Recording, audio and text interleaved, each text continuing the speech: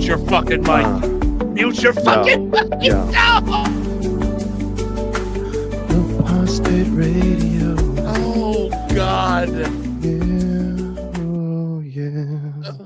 I'm sorry. Go ahead. Every week. I love the new musician guy we got doing the intros, man. He's phenomenal. Like little beautiful songs he does in the beginning. Every week. Every week. I don't know where you got that guy, but he's great. You know what? Thanks StreamYard. Thanks StreamYard, because they changed the music on that, and now it's this upbeat and fancy. Oh God, I don't know. Anyways, good evening. Ladies, gentlemen, boys and girls, dogs and cats. Welcome to another championship edition of Apostate Radio. I am your host, Isaiah Carter, and as ever, coming to you live from the County of Kings, the borough of the People's Republic of Brooklyn. And it's looking more and more like the People's Republic of Brooklyn by the day. Joined as ever by my man, Mr. Nostra Chavez, from the land of cold Pete's. Red trains and cold Pete's. Pizza. Yeah. and you know what I'm talking about with the red trains. Oh, it's Metro North, man. Yeah, man. I was on one today, actually. Oh yeah, where are you going? Where'd you go? No. Well, okay. So where Corrine lives, she lives by a lot. Wakefield is like by a whole bunch of Metro North stations. Like she lives right in between the New Haven line and the Harlem line. So there's there's one right by her house, which is off the Harlem line, and then if she drives up, no, Wakefield. No. Okay. Yeah. Is that the Stamford line, or what is that? Because I know New Haven goes directly from Harlem to Stamford, and then it keeps going. Okay, so there are three main lines to Metro North. You have the Harlem line that basically runs up the gut of Westchester County. Yeah. And then you have the Hudson line, which runs along the Hudson River. It's like Western Yonkers, Dobbs Ferry, goes all the way up to Poughkeepsie, and then your line, the New Haven line that goes up to New Haven, Connecticut, New Haven, Stamford, and a whole bunch of other places. Yeah. So beautiful Mary, Connecticut. Yeah. I guess. I could never. I went to Danbury one time. Good old Danbury. Oh my God.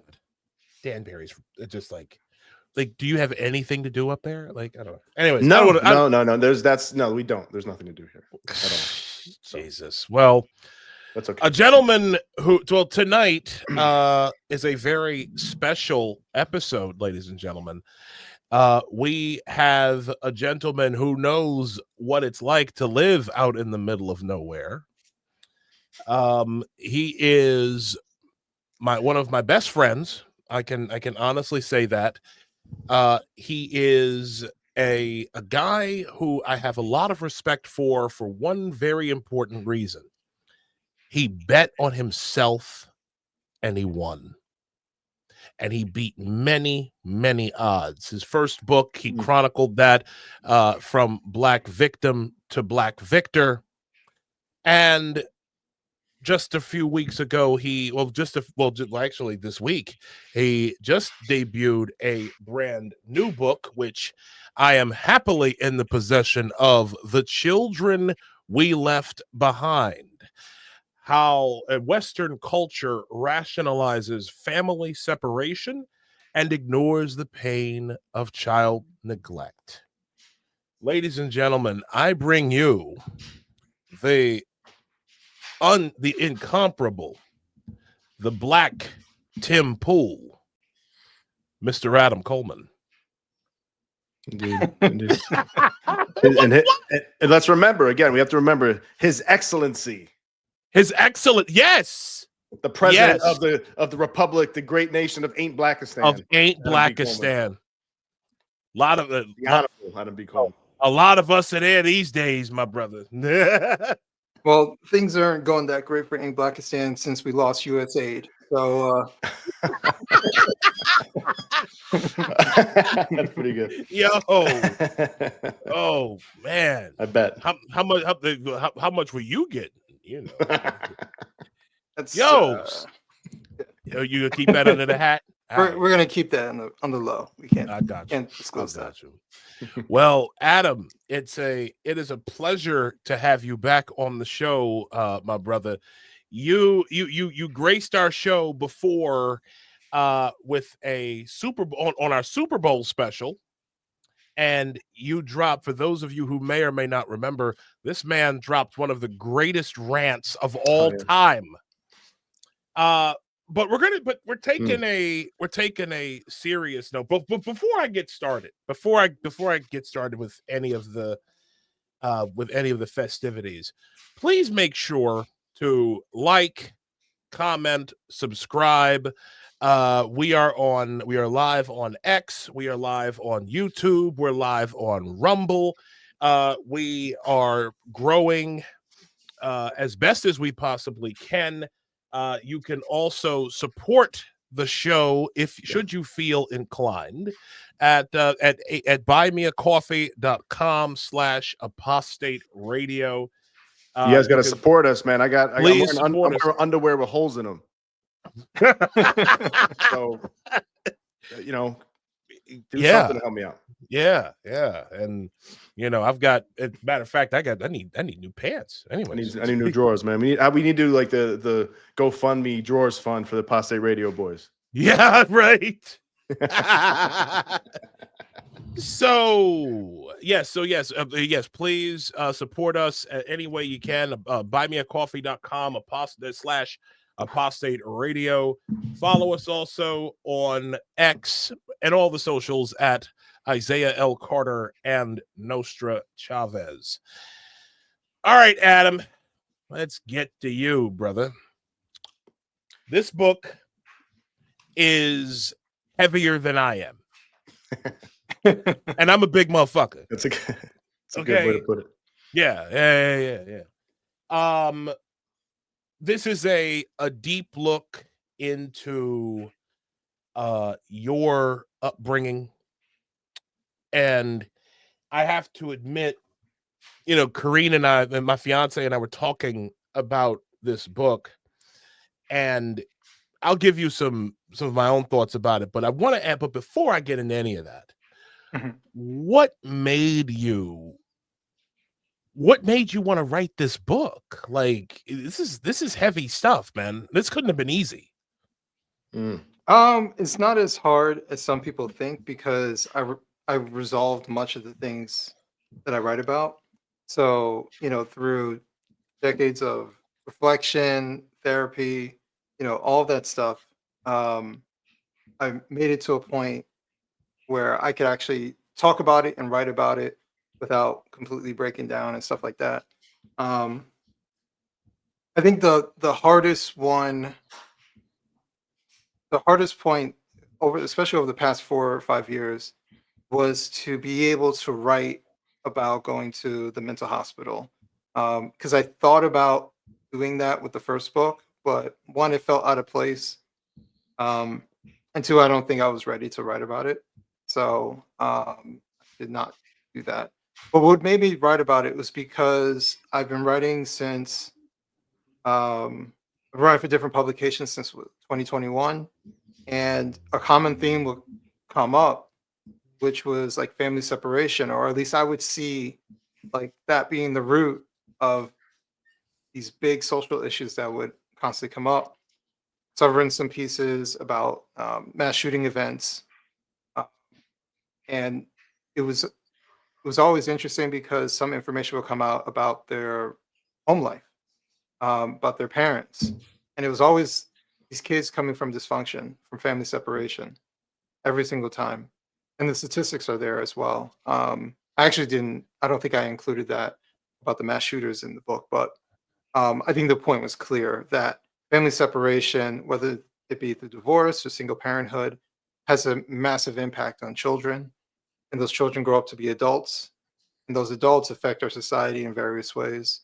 So that was really what motivated me to write about it because I kept bringing it up, um, and I figured sometimes you need a good story to make people kind of visualize the point you're trying to make. So obviously I can write an article, but even with that information, it's limited. I don't know these people personally to write about their emotions and what they went through, but I know my story. So I figured I would take the time and actually write about it. Wow. Did you find the book, writing the book, therapeutic at all, Adam? Not a little bit on certain parts, maybe, but I think the biggest thing was that it opened the door to conversation with my family. Mm, Um, to ask questions because there were a couple times I would speak to my mom to clarify, like, is my memory correct? Does it match up mm, with what you remember? That kind of thing. mhm. Um, and we would have a longer dialogue about what was going on. Even after the book came out, Isaiah, you saw my mom was there at the party. Yeah, I Um, got to meet her. yeah, and we had a longer discussion because she read some of it, and obviously, like, um, it's a heavy book, and there are a lot of things within the book that my mother doesn't know, whether it's how I Mm. felt or what I experienced. I just never told her. Oh, Um, so for her, I get it. Like if my son was going through a bunch of stuff and I read about it, like I would feel hurt, like maybe I did something wrong or I didn't do enough. Um, but I tried my best to write about it while still um, honoring my mother mm, because there are certain sacrifices and certain things that she went through um, to take care of us. And as I've gotten older, I understand my mother a lot more than when I was even just a young adult, um, holding on to certain things. And so that's why, towards the end, I talk about forgiveness. I think it's important mm. to forgive and let those things go. And forgiveness is for you, not the other person. Is to Mm. release that Yes. hatred and anger. Yeah, And yeah. then once you release that, if it's possible, maybe there's an opportunity for you to start a new relationship with someone. Mm. This has been the book is quite heavy for me because this is something that has awakened, like, this is how did I put this? Or how did, like, this book was less of a mirror. It's not a mirror for me. This Mhm. is a window into your life because, I was, by the grace of God, blessed to have both parents, right? Like my Mhm. like my dad is alive and well right now. I call him up right now, and the man is present for not only us, his five sons, but also his seven grandchildren. Mhm. And so for a guy like me who has, like, I could never understand what you went through throughout your childhood, like, not even knowing, like without, with all these unresolved questions, and and this guy who basically didn't want anything, to do with you. Like, how did you do that growing up, man? Like, that Um, that was, oh man. well, I mean, just like anything, you survive, and sometimes I think we confuse surviving with thriving. Just because you made it on the other side doesn't mean that you made it unscathed. Mm, Um, I made a lot of mistakes. I struggled a lot. I struggled with rejection, low self esteem, and all of those things, and it carried over into different aspects of my life. Um, mm, you know, there was a period where I had panic attacks.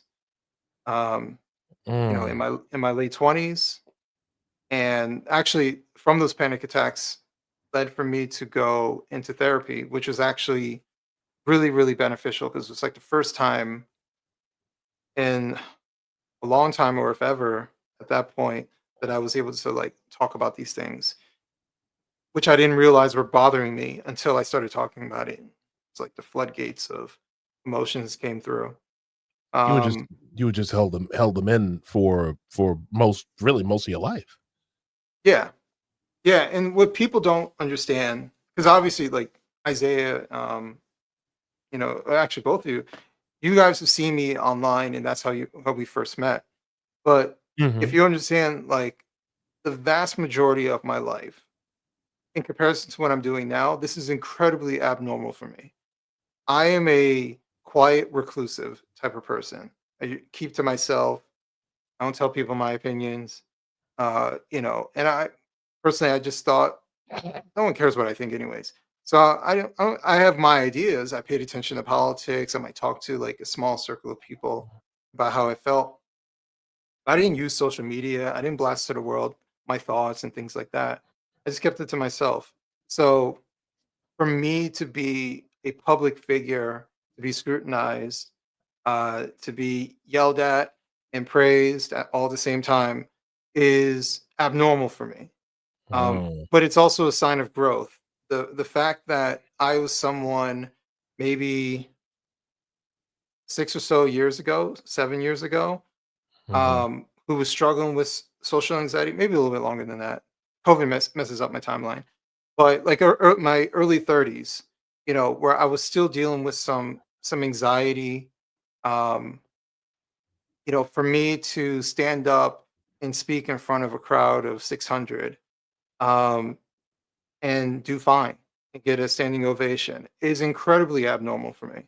Mm. Um, so I everybody's like you're soft spoken. I've always been this way. I've always been relatively quiet, relatively introverted, and I just kind of keep to myself. Um, I think I've been this way basically since being locked away when I was 8. Um, I Jesus. just learned to just keep how I felt to me, and just kind of kept my head down and just kind of keep it moving. So I wasn't a outwardly emotional kid, very much so just like, kind of a deadpan based child. Um, unless I felt really, really comfortable around people. Um, other than that, I would stay quiet. So if I enter a new environment, I sit there and I stay quiet, I observe until I feel comfortable, which usually take me a while to feel that way. Mm. Yeah, it's Wow. interesting. Go ahead. Um, Go ahead. yeah, Nick. I got a lot of questions for Adam. I was thinking about, Mhm. but one I want to ask, and maybe I don't know if this is a dumb question or an obvious question, but it's like, Isaiah and I, Isaiah, both our parents. Your parents are still together, right? Oh, 40. It'll be 45 years Yeah, and in July. my parents, I think it's also been about 40 years, something like that. Then they stayed together, even though they've threatened a divorce a million times. But it's one of those relationships like every freaking week. And I got used to it pretty early on. Like, it didn't really bother me too much. Like I was, I don't know if it's just because I think it's partly my personality, but partly probably because I just realized I'm like, they say this every week for like the last couple years. So that's not gonna. I don't know if it's really gonna happen. I just didn't worry about it. Maybe it might have affected my brothers differently. But so we don't know. Like Isaiah kind of intimated, I think is the word. We don't really know what it's like to be in your shoes, right? And a lot of people don't. A lot of people kind of do or have some idea. Um, what do you think? Because I feel like there's like an outsized like effect that it has on a kid's life when like a dad's not involved, or Yeah. even if there's a divorce in your teenage years. I've seen kids like, when their divorce happens at 12, 13, 14-year olds, and like they were good in school their whole lives. And then suddenly dad leaves, there's a divorce, and then like they just rebel and fail in class and all this stuff happens. And it seems like, you figure, especially, and if you're a young boy, that when this happens, or you're just always been a part of like with a single mother and that's it. You figure like, oh, you'd probably be able to adapt to it, right? You'd probably be able to get used to it. It's just life, whatever. And of course there's some hardships because there's no dad around, you only have one parent. but it's like it seems to really have an effect on people, on both men and women, boys and girls. Like, you know, the stereotype is girls are, you know, if the girl becomes a stripper or porn star, a lot of times it's because dad wasn't around, right? And for boys, it's like frequently that leads, the statistics are clear, leads to like dropouts, crime, all these different things that happen. That both, I'm sure both sexes have different mental disorders and stuff like that that happen. Why do you think, as a person who experienced this, why do you think that like it affects you so deeply? You know what I mean? Like what is going on in your brain and your body as a young boy and a teenager, you think? Well, so I can answer your question. And I'm Are not, you by the way, talking about? I hope you know I'm not like I'm not criticizing you or being like, you know, you shouldn't be taking it so hard. This is a fact that people usually take it very hard. Indeed. So Yeah. I'm just Indeed. curious. So like what, put yourself, I mean, I'm sure your book does this. I didn't get to read your book yet, and I am going to read it. But I'm sure you explain this in your book to a degree. But like what is it like to emotionally in your soul to go through that? And why do you think it affects kids so much, and then adults, young adults and adults? So just to make sure I answer Sure. you correctly, are you referring to children of divorce, or are you talking about like my situation More of so your parenting single parent? situation, but Okay. I feel like it's similar to. I mean, it's not completely different from children of a divorce too, because they have similar reactions. But maybe I'm wrong about that. But just more so in your situation, since it's what you've experienced. Um, I mean, the vast majority have a sense of rejection. Mm, Um, I think what people don't, well, a lot of adults don't realize because, you know, and it's not uncommon. Like when you become an adult, you kind of forget what it's like to be a kid. You know, um, mm, you remember like the happy moments. If you had a good childhood, you remember the happy moments and the things going to get ice cream and stuff like that. But you don't remember like your emotional understanding. mm, Children don't understand um, adult relationship dynamics, so they can't comprehend certain things. Especially when you're a child, like you're watching the world around you, and when you watch, like for me, when I lived in upstate New York, I was in Boy Scouts, and everyone had a dad except for me. mm. Like you can't not notice that. What did that feel like Uh, to you? Like that, just that fact um, that you're like, man, everybody's got a dad but me. Like that, where you were just like, man, that sucks. I don't have a dad. Or how'd that feel to you? if I really thought about it, I think sometimes it just becomes what it is and Mm, normal, and then sometimes it hits you and you're thinking about it. mm, Um, but as a kid, sometimes I thought like something's wrong with me. Um, right. and that's what I'm trying to let people know is like children often put it back on themselves. Whatever is going on with you in your relationship, and for whatever reason, if the father's not around, um, or why you guys get a divorce, children often don't understand. And so all they know is themselves. And so they think that they're part of the reason why they're feeling rejected. They're Mm, part of the reason why mommy and daddy don't get along or why they split apart. yep. So it's that sense of rejection. I think people underestimate how strong that is when you have that feeling of rejection because it stays with you until you address it. And a lot Mm, of people don't address it. They hold on to it. Maybe they think their behavior it's part of their personality. That's just who I am. But that sense of rejection dictates um, your fears, right? Your relationship fears. So I'll give you an example. I can, because I went through this, I can usually tell based off of when someone's talking about their relationship if they came from a similar situation as me or if they came from a broken home situation. And like a interesting. telltale, it's the situations where like I watch um a lot of talk shows and stuff like that.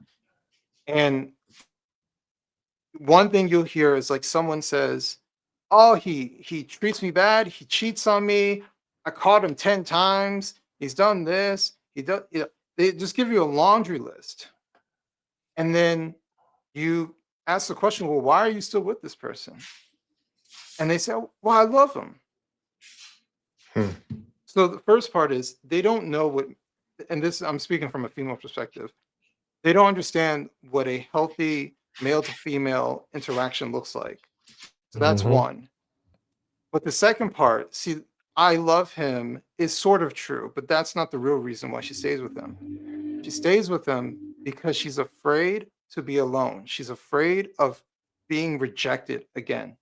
So she Mm. stays with what is comfortable because that feeling of rejection is so detrimental for her Yeah. that she's worried about it. And often what you'll see is those women who are afraid of rejection and afraid of starting that whole thing over, they say stuff like, "I'm gonna hurt him before he hurts me." Mm. Yeah. Hear They that a say lot. stuff like that. Or Mhm. you'll see the woman who are not just women, but guys too, where they hop from one relationship to the next, so they cheat, for Yeah. example. Or Yeah. Yeah. they, like, if it's a woman, often they'll have a guy friend who they're kind of warming up to, and then boom, they drop the guy and then step up to the next guy. Mm. And they zero gap in between. And it's because they're afraid of feeling rejected. They're afraid of being alone because they were left alone before when they were children. Mm. That is the fear of being alone is something that I'm familiar with. Mhm. Um, as a in my dating life, like when I was when I moved up here to New York when I was about 10 years ago. So this is actually my 10th anniversary coming up in June of this year. And I was coming up right after a divorce. After a separation that eventually became a divorce. And the dating game up here was very, very difficult for me because I kept hearing a lot of no's. And the people, the girls I thought who were going to be something, it was like I was still stuck in that whole feeling of what should have been with with the ex-wife. Like she should have come up with me and we were gonna come back up and start back over in New York City and all that kind of stuff. Hearing no a lot and then settling for situationships. That's a neat word. Settling for situation. You and I've talked about this with many times with a couple of with one particular situationship that I was in. Um, so I can relate to that, to that rejection, but Mhm. to just keep hearing no and no and no so many times. I mean, what did that do for your psyche, bro? Um, these are like silent no's, right? So Mm. it's no's by action instead of words. Mhm. Mm. Um, and so you start to feel like you're not important. Um, and that's kind of how I felt, and that's what I struggled with. Um, and so I didn't feel good about myself most of the time. And so I put it onto everybody else. And that definitely affected my relationships with women. Um, if there was someone who finally accepted me, I was just like, I was 110% in, right? Mhm. Even though there's clearly issues, there's clearly flaws, um, I was afraid of losing that.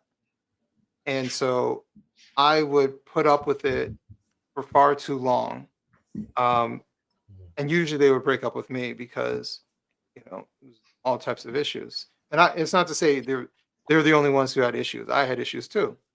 Of course. Um, so, but there was a fear of being left. There's a couple of like serious relationships that I had was I was afraid of that. Like I failed again. And I spent most of my life kind of beating myself down if I did mess up, and messing up is part of life. Like you learn from your failures. Um, but I think the difference if I'm to talk about my son, the difference between what I experienced as a young man versus what my son experiences is that when my son messed up, I was there to be like, it's okay, Mm. and talk him through it and kind of keep him going. When I would mess up, there was nobody there to tell me it's okay. Like Mm.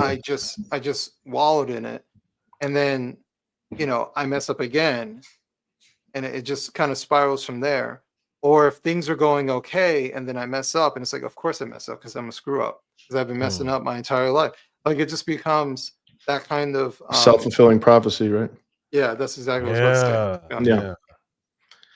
Yeah, that's interesting. Do you so did you have any kind of father figure growing up that you can get encouraging? Because I'm sure your mother sometimes told you like, oh, you'll this, it's okay, this stuff happens, you'll get back at it. But it is different coming from as a man, as a young man, as a boy. It's different coming from a male, right? It's different coming from a man, a dad, an uncle, grandfather, your coach, whatever. And it's I think it has a different impact. I'm pretty sure that's the case. So that's quite a thing to be missing in your life. Yeah, and Yeah. also something to keep in mind. Like I said, I kept most of my feelings to myself. So if I was messing up, Mm. I didn't tell anybody, you Yeah. know. And we moved around a lot, so I didn't have a whole lot of friends. Like most people live in a general area, so they have childhood friends. I don't really have any childhood friends. My oldest friend that I still talk to this day is from high school. Mm. So and basically just like one person. So I didn't have a great circle of support. Um, because we moved a lot. My mom never got married. She really didn't even have any long-term relationships or anything like that. So there was no, mom's boyfriend or stepfather or anything like that that would come around or be involved. At least while I was a kid. Mm. So actually, if I'm being completely honest, for quite some time, especially in my teenage years, I felt uncomfortable around men. Um, not like I was afraid of men, but I felt inadequate. Mm. Um, Yeah. so like I've seen that you, before with guys that didn't have dads. Like they could be a little clumsy around men in a way, or a little bit. They're not so sure how to joke around with them as much and stuff. I've seen that quite a bit. And yeah, I grew up in a family of a lot of men. Like I had my dad, I had my couple uncles who didn't have kids that would come over all the time and hang out with us. My dad has like 7 brothers. My mom has 2 brothers, and they're all around. So a lot of men, right? And I had my little brothers. So a lot of Same thing here. masculine influence, right? Same So thing I here. feel very comfortable around most men, most types of men, honestly.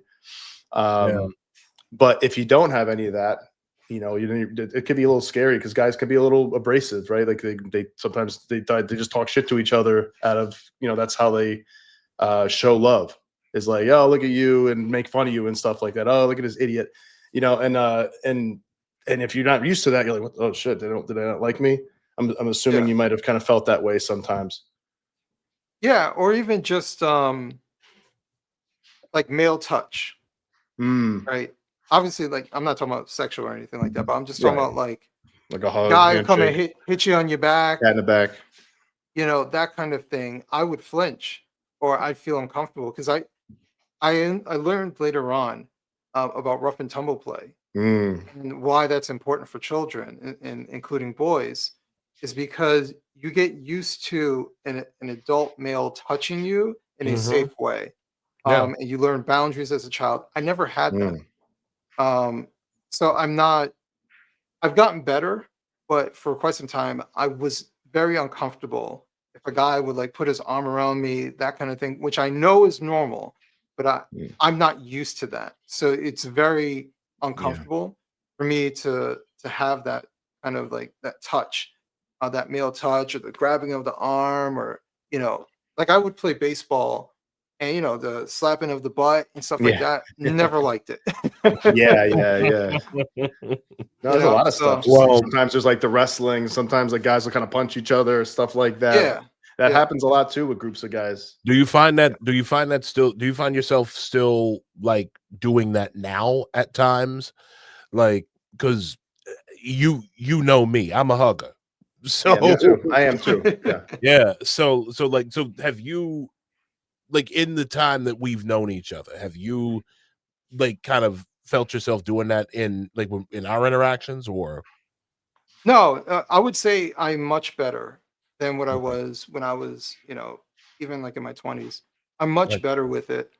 And I wouldn't tell you to not do it. I do believe that there's certain things that I have to keep doing because I never experienced it when I was a kid. So yeah, it's not to yeah, stay away from it, but I actually need more exposure to it. Right. So I wouldn't tell mhm, someone to not show like physical affection. Um, but Mm. like if I'm completely honest, like my son was like the first man I would consistently hug. If Mm. you think about it, the first male. mm, My son would, and even to this day, when I see him, he always gives me a hug, goodbye, and tells me he loves me. And That's great. so, you know, that even works from when he wonders, was a don't little kid. That's it? great. And the funny thing is with guys too, it's like, and I don't know if it's because a lot of times maybe they don't have dads or they do, but I think a lot of men don't hug anyways. Like not all men are huggers. A lot of men Mhm. are not like that kind of like physically affectionate or Yeah, comfortable with that. So it's not just, I don't think it's just men who don't, didn't have fathers in their lives or something like that. So it is kind of I don't know, it probably depends on what kind of family you're raised in, what kind of people you're around, yeah, and what kind of your personality as well. You know, Yeah. it's interesting. and yeah, and again, like this is, I mean, I knew I was gonna struggle tonight with this, but like I, th- tonight, like when I think about all the stuff that when I think about all the stuff that you never that you didn't get grow grow like we're all around the same age, Mhm. and I don't know, like this is like I hate to be repetitive, but my background is very similar to Gnosis.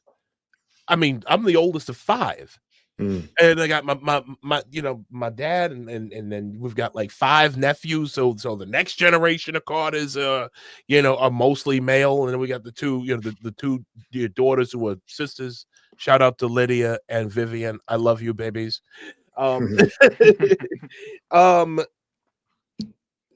it's just I don't know, dude. It's like when like you overcame some pretty insurmountable odds with a level of wisdom that Mm. not too many people can come out of. And I want to just share this one little bit, if I may. Yep. Um, this is from chapter 3, and it says, let me see, when we are well, this was, you're talking about the biological stranger, and he says we are biologically inseparable despite him, your father, choosing to live separately from me. Life isn't fair and will never be fair, but we always have a choice in our actions. So the question remains, why did he give up on me? Was there something wrong with me that I deserved to be thrown away like yesterday's garbage? Or did he simply want to avoid responsibility for his choices made yesterday? When children are left with unanswered questions about their biological stranger, they tend to choose the wrong answers by feeling accountable for their father's behavior. We are abandoned, and yet we feel responsible for our abandonment when we are at our most confused points in life. We often live in denial about the most important man in our lives, straying away from the most obvious answer to our abandonment because it's the harshest one. They preferred being strangers over being your father. Hmm.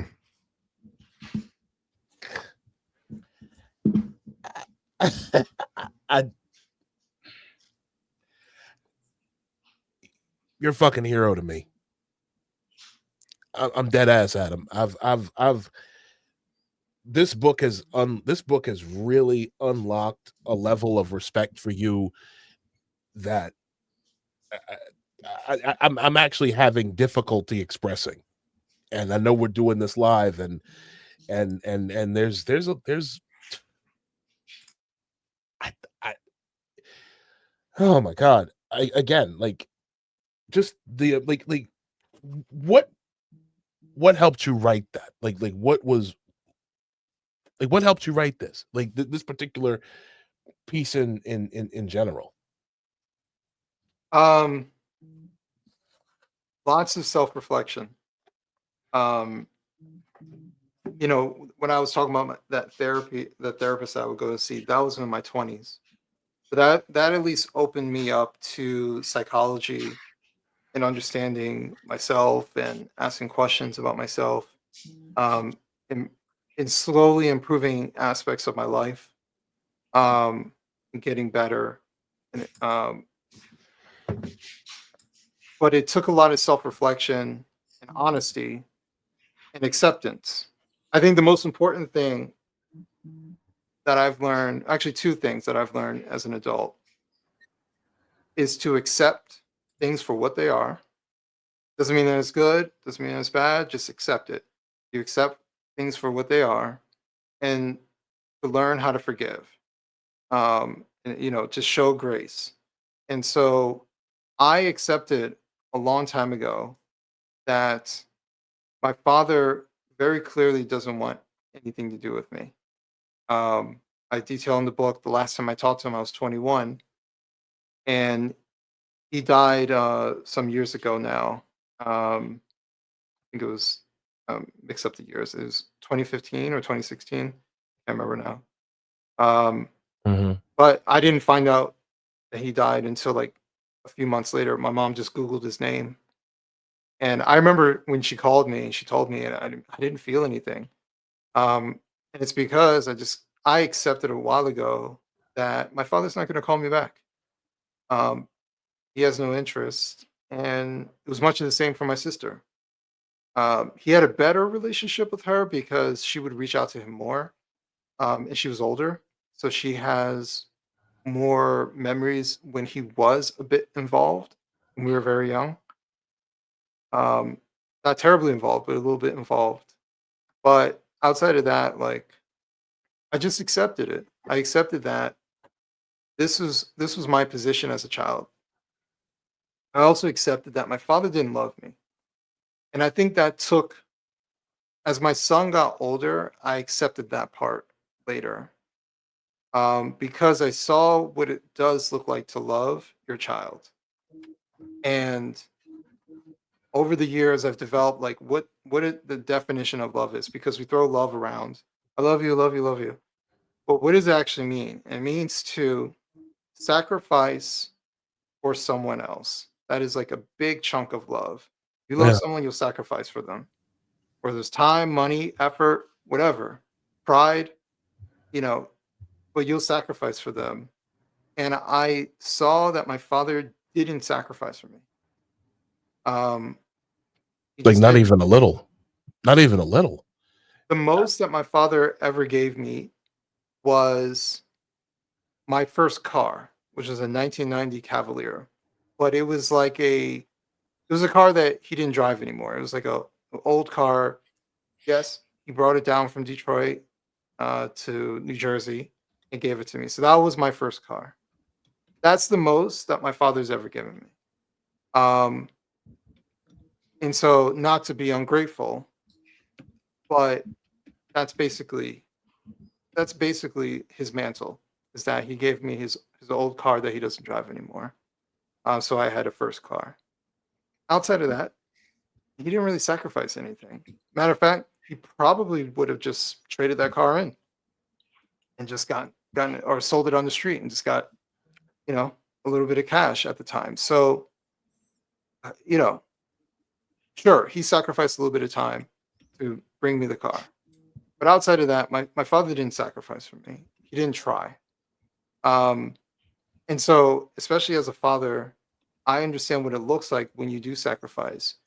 Look, I know what it looks like when you take risks, when you do things for other people because you want what's best for them. I My son is, I want him to do 10 times better than me. Like, I think he's capable of doing whatever he wants to do. and I root for him nonstop. And I could not imagine treating my son the way that my father treated me, or pretending that I don't exist, or being upset, or being disinterested when I call him, um, or speaking to my son once a year. Like, I just couldn't imagine those things. And so I know that my father didn't love me. Like, but I'm okay with it because I've accepted it. It's not that it's good. I've just accepted for what it is. Once you accept it, you stop trying to expect. You stop expecting that something different will happen. Well, maybe he'll. Well, maybe he'll. My father's dead now. Like, I have no choice but to accept it too. That's Yeah, it. My father did not love me. It's not my fault that he didn't love me. it is not. Um, and I, when someone has gone through what I've gone through, and there's lots of kids who've gone through something similar, you have to accept these things, because otherwise they'll eat you up and you start to blame yourself, which is the wrong person you should be blaming. Was your overall career this new when you made that bet on yourself? I want to talk about this for a second. Mhm. When you made this bet on yourself and became the IT guy who now works in media, was that part of the motivation? Like, when you made this bet on yourself, like, I'm gonna do this, and I'm going to, was it part of the sacrifice that you made for your son? It was like, like, was this part of your way of saying, I'm going to do things differently than what I experienced? Well, how I raised him was like the epitome of I'm not going to be my father. Mhm. Um, so my parenting style evolved over time. I was very aware of what I was doing, what I wasn't doing. Um, and as I got older, I just tried to. My relationship with my son has been built on. I talk to him. We communicate. How are you feeling? You tell me how you're feeling. I'll tell you, and I'll tell you how I'm feeling, and we just communicate. Mhm. I don't hit him, don't spank him, anything like that. Um, because he's a lot like me, and he's honestly, no, my opinion, no kid should be hit. Um, it's a lot easier to hit a kid than talk to him, and not the. When I say talk, I mean you need to communicate. You can be pissed off at your kid. Kids do things that piss you off, right? But what I'm saying is you communicate. You teach them why they messed up, what they need to do next time, and then give them an adequate punishment if necessary, but also lift them up. So let them know that you still love them, and that next time you can do better. That kind of thing. So these were things that I consciously was doing because I did not want to be my father. Um, and as far as the transition, I wrote the book and dedicated the first book. Well, I actually dedicated both books now, but I dedicated the first book to my son because I wanted to show him that if there so to put context, so people who are not familiar with Black Victim, Black Victor, I started writing it in the summer of 2020. Right? So it was after, everybody's locked down, George Floyd, all the narratives, everything is crazy. Up is down, down is up. So I started writing online at first to figure out, am I going crazy? And I discovered I'm not going crazy. Everybody else is. And then I had an idea for like about a year about leaving something for my son. And I thought, like, oh, book. I'll leave something for my son in a book. But I didn't know Mhm. what I wanted to write about. But after all that craziness, and I kept getting encouragement from people online who were saying, you need to write more. You need to write more. So I was like, you know what? Maybe this is the book. But I wrote the book to show my son, no matter what is going on, you should be able to express yourself, and even if it's unpopular, say it. And so people Mm. understand. I wrote like 90% of my book in my office, at work. Only a handful of people knew I was writing it. Not even my mother knew that I was writing this book. No Mm. one knew. I didn't tell anybody. And Michelle would read. Every time I would write something, I would send it to Michelle. She would read it on her way to work. And I would do that every day for months. And I told myself, I don't know if I'm going to get fired. I don't know if my parents, not my parents, my family members are going to get pissed off and want to disassociate from me.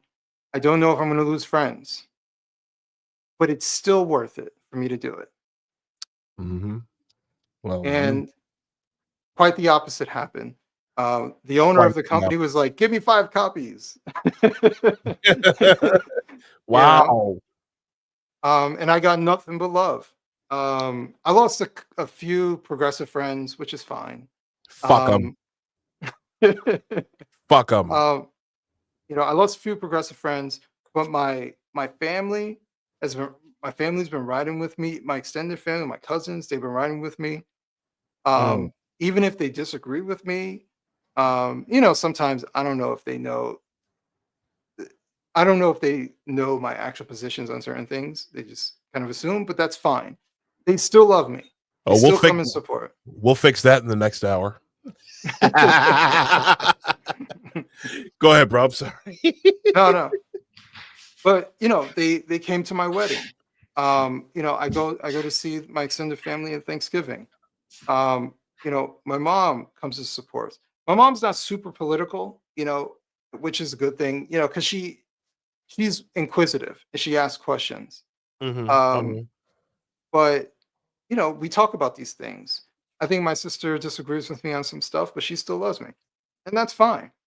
Um, but I wanted to show my son that sometimes you're going to be the only person saying the thing, and it's okay to be that person. Mm-hmm. Um, and so, especially with these 2 books, I wanted to demonstrate that to my son. Um, but when he read the first book, he he told me that, like, he's very appreciative of me being his father, because especially in comparison to what I went through and not having a father there. Mm. Um, and I think I didn't even think about this before writing that book, but I realized that afterwards, that a lot of children don't truly know their parents. Yeah. Like, their parents don't open up that much. They just know surface level and maybe a layer below. Yeah, But like, that's for sure. yeah, but and that's fine. But I do think that there is something about being truly transparent and opening up, to your kids, and I'm opening up to my son by writing this down so he can always go back and read it. Um, because one day I'm not going to be here, and he can always reference, this is what my dad went through. This is what he wrote. I Mm-hmm. understand my father, and here are the lessons. Because this book is filled with lessons and, perspective, and all these different things that he can always reference back to. So, Yeah. We've got a note here that I wanna just share with you. Friend of the show, Mr. Music Creator, great guy. He says resentment is like drinking poison and mhm, expecting the other party to get sick. I came to realize many of my resentments came from unrealistic expectations. For me, a lot of my misplaced expectations became resentments thrown into the future. Yo, that's heavy. That's yeah, heavy. Yo, music creator, thank you so much for that message. There's another part that I want to share, and this is actually in the first chapter. mhm, Um, and this is the part that I think for me, in terms of our relationship, right? This resonates with me because I didn't know most of this stuff, right? When we you know, like, because I mean, the way we met was we met through the magic of Twitter, okay? But this is I believe this is chapter 1. Yeah, this is chapter 1. You and by the way, chapter 1, you do a great job of asking people, of like drawing people's attention to the situation with Jordan Neely, and I'll get to that in a second. But this part here, where you say, quote, "I'm a child." However, the greatest. Oh, I'll read this part over here. If you create a home of instability, unnerving uncertainty, and deprivation of love, you cannot be surprised if your children mimic this environment when they grow up. However, the greatest danger of this cultural problem of family separation and childhood abandonment getting worse isn't the children who grow up to be the adults on the fringes of society. It's adults like me. I'm a child who grew up without my father active in my life, who chose himself over his children and abandoned me until the day he died. There is a myriad of children who come from this circumstance, who end up in jail, addicted, or dead. But none of that happened to me. I'm the child who grew up in a single parent household success story because aesthetically, I look fine.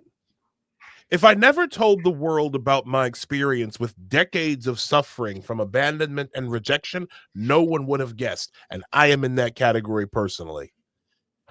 Children like me and children like me who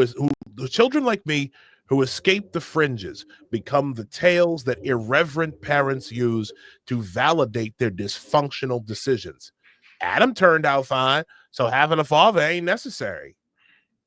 Focusing on my result to validate poor parental decision making or family planning overlooks how close I was to ending up in one of those detrimental situations. By the grace of God, I made it, but my successes should never be a reason for parents to risk playing Russian roulette with their children's lives. Hear, hear, brother. Hear, hear. I took the words out of my mouth. So, I guess for anyone, I mean, this hits, that hit hard specifically because in the Black community, if we can use that terminology, community. Oh shit! Wait, what's that? Community? What is it? The Black community. He think he Eric Cartman right now. But now, like, yo, we could use some Eric Cartmans these days. You could have used some Eric Cartmans yesterday at these fucking protests. We gonna get into that. Oh yeah, but what, like, your situation hits hard because, you know, in the Black community, because 3 out of 4 families amongst Black people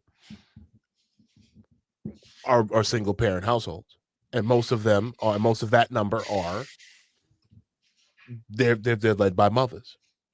And I would have never known, like, what you had gone through, Lee. So this hits hard in this particular case. What would you say to men like you who might be in a very similar situation, where they're facing uncertainty, where they're facing this desperation, where they're facing this overpowering desperation? Like, what would you say to guys out here who are trying to better themselves and become better for their families? Well, are you saying the children who are just like me, who are now adults? Is that what you're referring Yes. to? Yes, Okay. that's exactly right. I would say one, you're not alone.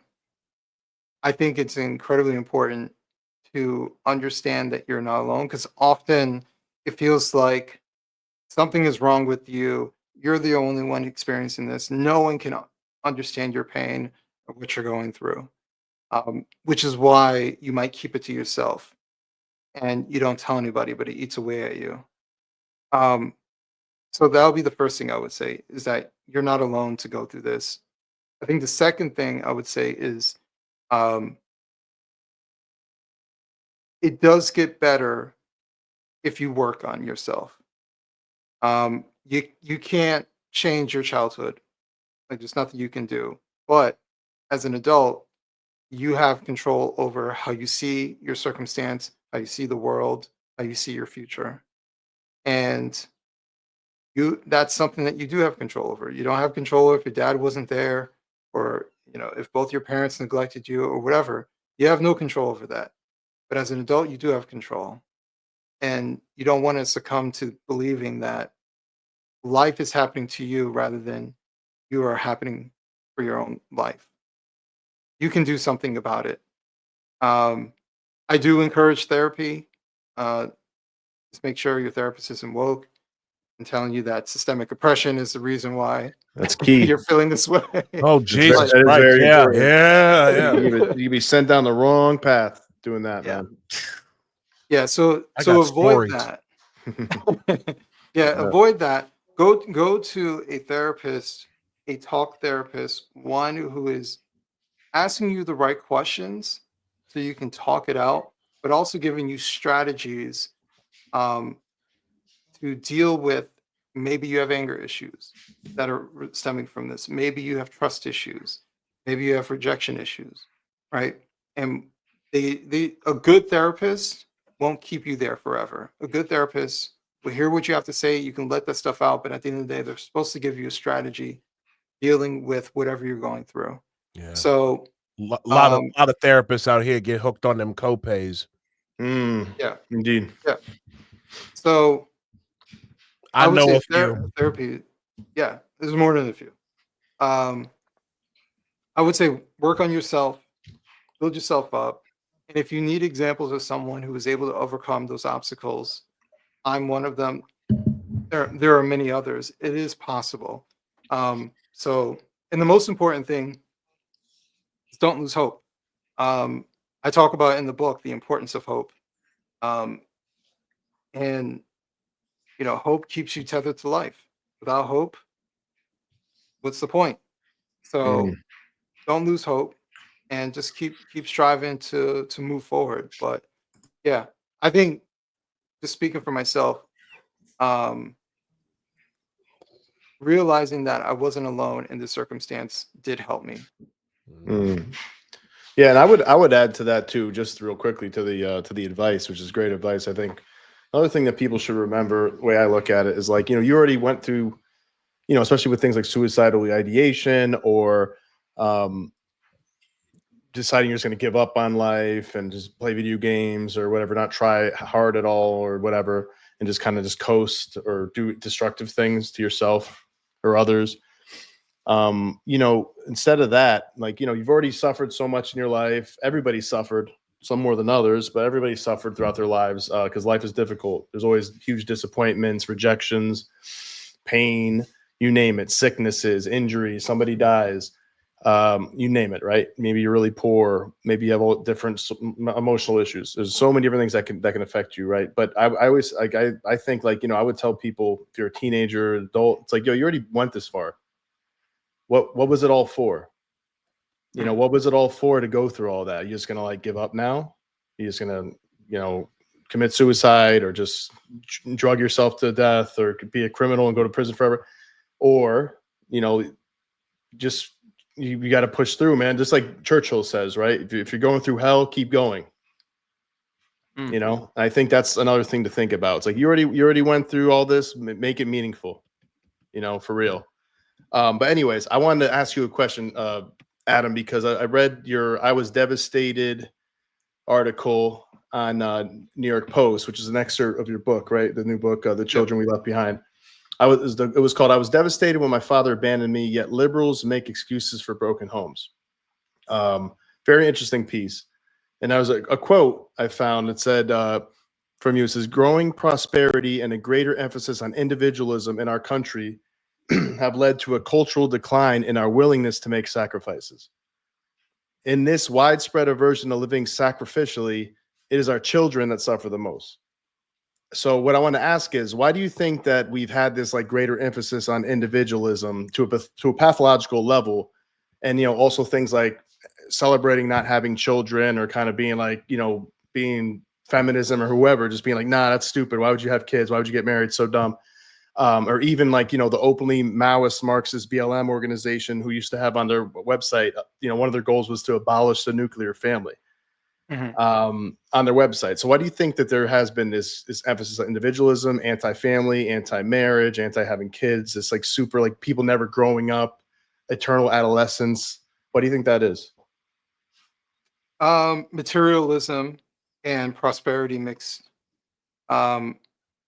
We've become, and it's not a recent thing, I would say for quite some time, as United States has become more economically prosperous. And sometimes we measured that prosperity based on the things that we can buy.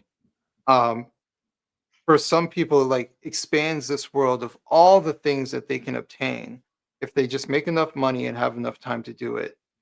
And ultimately, materialism just leads to self. It's just all about you and what you want. And also, it puts everything into the external, into objects, into things, right? If I just get that new car, if I get this new job, I can get the bigger house, right? But these are just stuff, these are things. Um, and so we've made materials almost like an idol in many ways. And well, you don't have to sacrifice for a car, you don't have to sacrifice for a house, right? These are just objects, right? You might do things, you might sacrifice your time, maybe you work overtime, but that's for you, not for somebody else, right? So you're obtaining. It's about constantly obtaining things to chase a feeling, to chase a high, to chase I've accomplished this thing. It's my accomplishment, right? But it's this constant obsession with getting the new thing, getting the material that will make them feel good. But chasing materials always leaves you empty. And I've learned that firsthand in some cases. I was a car guy for many years and chasing and chasing and chasing, but I was also an unfulfilled person. Um, so that never helped me. And I learned the hard way that this is empty. It's very empty. And a lot of the things that we tell people to do is empty. Reckless sex with random women and men, that's empty. There's not. When did It's that where start changing, though, you think? Like, I mean, because like we haven't always been that way as a country and as a culture. I mean, do you think it was like the 60s sexual revolution like coincides with that a little bit? Or because this is interesting, because like we used to, for I don't know, for hundreds of years, thousands of years, it seems like, I'm sure there was maybe dips, and maybe when the fall of Rome happened, maybe people were different, but where we used to really like hold the family sacred, especially in like religious context, like the Holy Family, right? Which I feel, and I'm not religious, I'm spiritual, but I'm not religious, but I do feel that now, having my own family, having my own daughter, my wife, and you feel like a sacred bond with that like that like Trinity, basically. Yeah. Where like it's just like an extension of real love, real caring, beautiful love, right? And it's like I don't know, I feel like that's become, definitely in the last several decades, become less and less and less sacred, more and more like, why bother with that? Women, you shouldn't be mothers, like just you got to try to be CEOs and entrepreneurs and be everybody's girl boss, and being a stay-at-home mother, or just being a mother in general, and then a lot of women obviously regret that later on. They're mid to late 30s. Guys are told, you're going to get divorced. I mean, and there's some good reasons too. It's like you might get divorced. They might get divorced and take half your money, take your house, whatever. Your wife is wants to keep the kids away from you, and it could be like hell, right? If there's something happens in a divorce. So there's reasons, I get it, but it's also like men, I feel like have been taught to like just have an eternal adolescence themselves, be play video games all the time, escape, just be promiscuous. That's the cool way to go. Of course, there's like the whole manosphere kind of thing going on, where like the Tates of the world will kind of promote that as well. And then I mean, he also promotes having kids. He's all over the place. But you know what I'm saying? So I think there's just been an attitude. I think it's changing recently a little bit. Like there's kind of been a kind of coming back to conservatism, coming back to spirituality, religion a little bit in some sectors of online youth and that sort of thing. But it does seem like over the last couple of decades, that's been a thing where, you know, it's just been people are like, no, just like continue to like party and travel and go out and have happy hours and brunches and stuff until you're fucking 100. Party and bullshit, baby. Yeah, and be a mom, dad, and a cat dad. You know, yeah. Go ahead. Sorry, I didn't mean. I'm wondering. So I'm wondering, what do you think? What Isaiah thinks? Like, what do you think that might be stemming from? Because I think there's that too going on. Well, I try not to be one of those people who talks about history in a sense, because I wasn't around and I'm not a historian or anything like that. Obviously, like I can only talk about 400 I wasn't around. No, just like I wasn't around in the 60s. Good. I can understand when people make that argument. And maybe if someone who's much older than myself says like, I saw the shift, you know, all this stuff. Right. You know, and maybe there's some validity there, but I can only speak from since I've been alive. And since I've been alive, I've seen materials become more and more of an idol. Things becoming more and more of an idol. So now, if I can just add a little bit more, because you kind of brought it up. If I'm to be like 100, we have stepped away from godly principles. We've replaced God with things. Yeah. And there is nothing in a car, there is nothing in a house, there's nothing in that discount object you get from Walmart. There is nothing. These are fleeting feelings. By stepping away from God, we've also stepped away from conduct. We've stepped away from things that are actually beneficial. We are beings that are told to love, but we don't know what love means or what it looks like. It's skewed. Love is sex. Love is essentially lust. That's the remix version. But much of what I was saying before, love is sacrifice, right? So when I think of God and Jesus Christ demonstrated the ultimate love. He sacrificed his life for mankind. Right? That is love. That's the essence of love. And that's the greatest sacrifice that someone can make. And, you know, I've said this before. Parents talk about, I'd step in front of a bus for my child. I'd do anything for my child. Yet they would not stay with their children's father or the children's mother for the children. Yeah. So where is that sacrifice? Where is that need for sacrifice? And these are words, right? This is lip service. Where is the action? That's true. I have never. I have actually grown to despise something about this current moment in our country's history. And it is this selfishness, this vulgar, misguided selfishness that doesn't really do anything to advance it does nothing to advance civilization. When I was and really it doesn't even what I'm about to talk about in terms of the selfishness, it doesn't even help in terms of dating. I can't tell you how many women I dated before Kareen who are obsessed with travel, obsessed with it. I'm not saying that I would never once say there's anything wrong with going with traveling the world. You've done it, Nick. So we've all done it. Like, we've all been to multiple countries throughout our lives. It's great. But the issue that I have is that a lot of the women that I used to date, okay, or that I've dated, would be like, well, you need to have like 3 or 4, like you need to have a minimum of 5 stamps in your passport or some shit like that, right?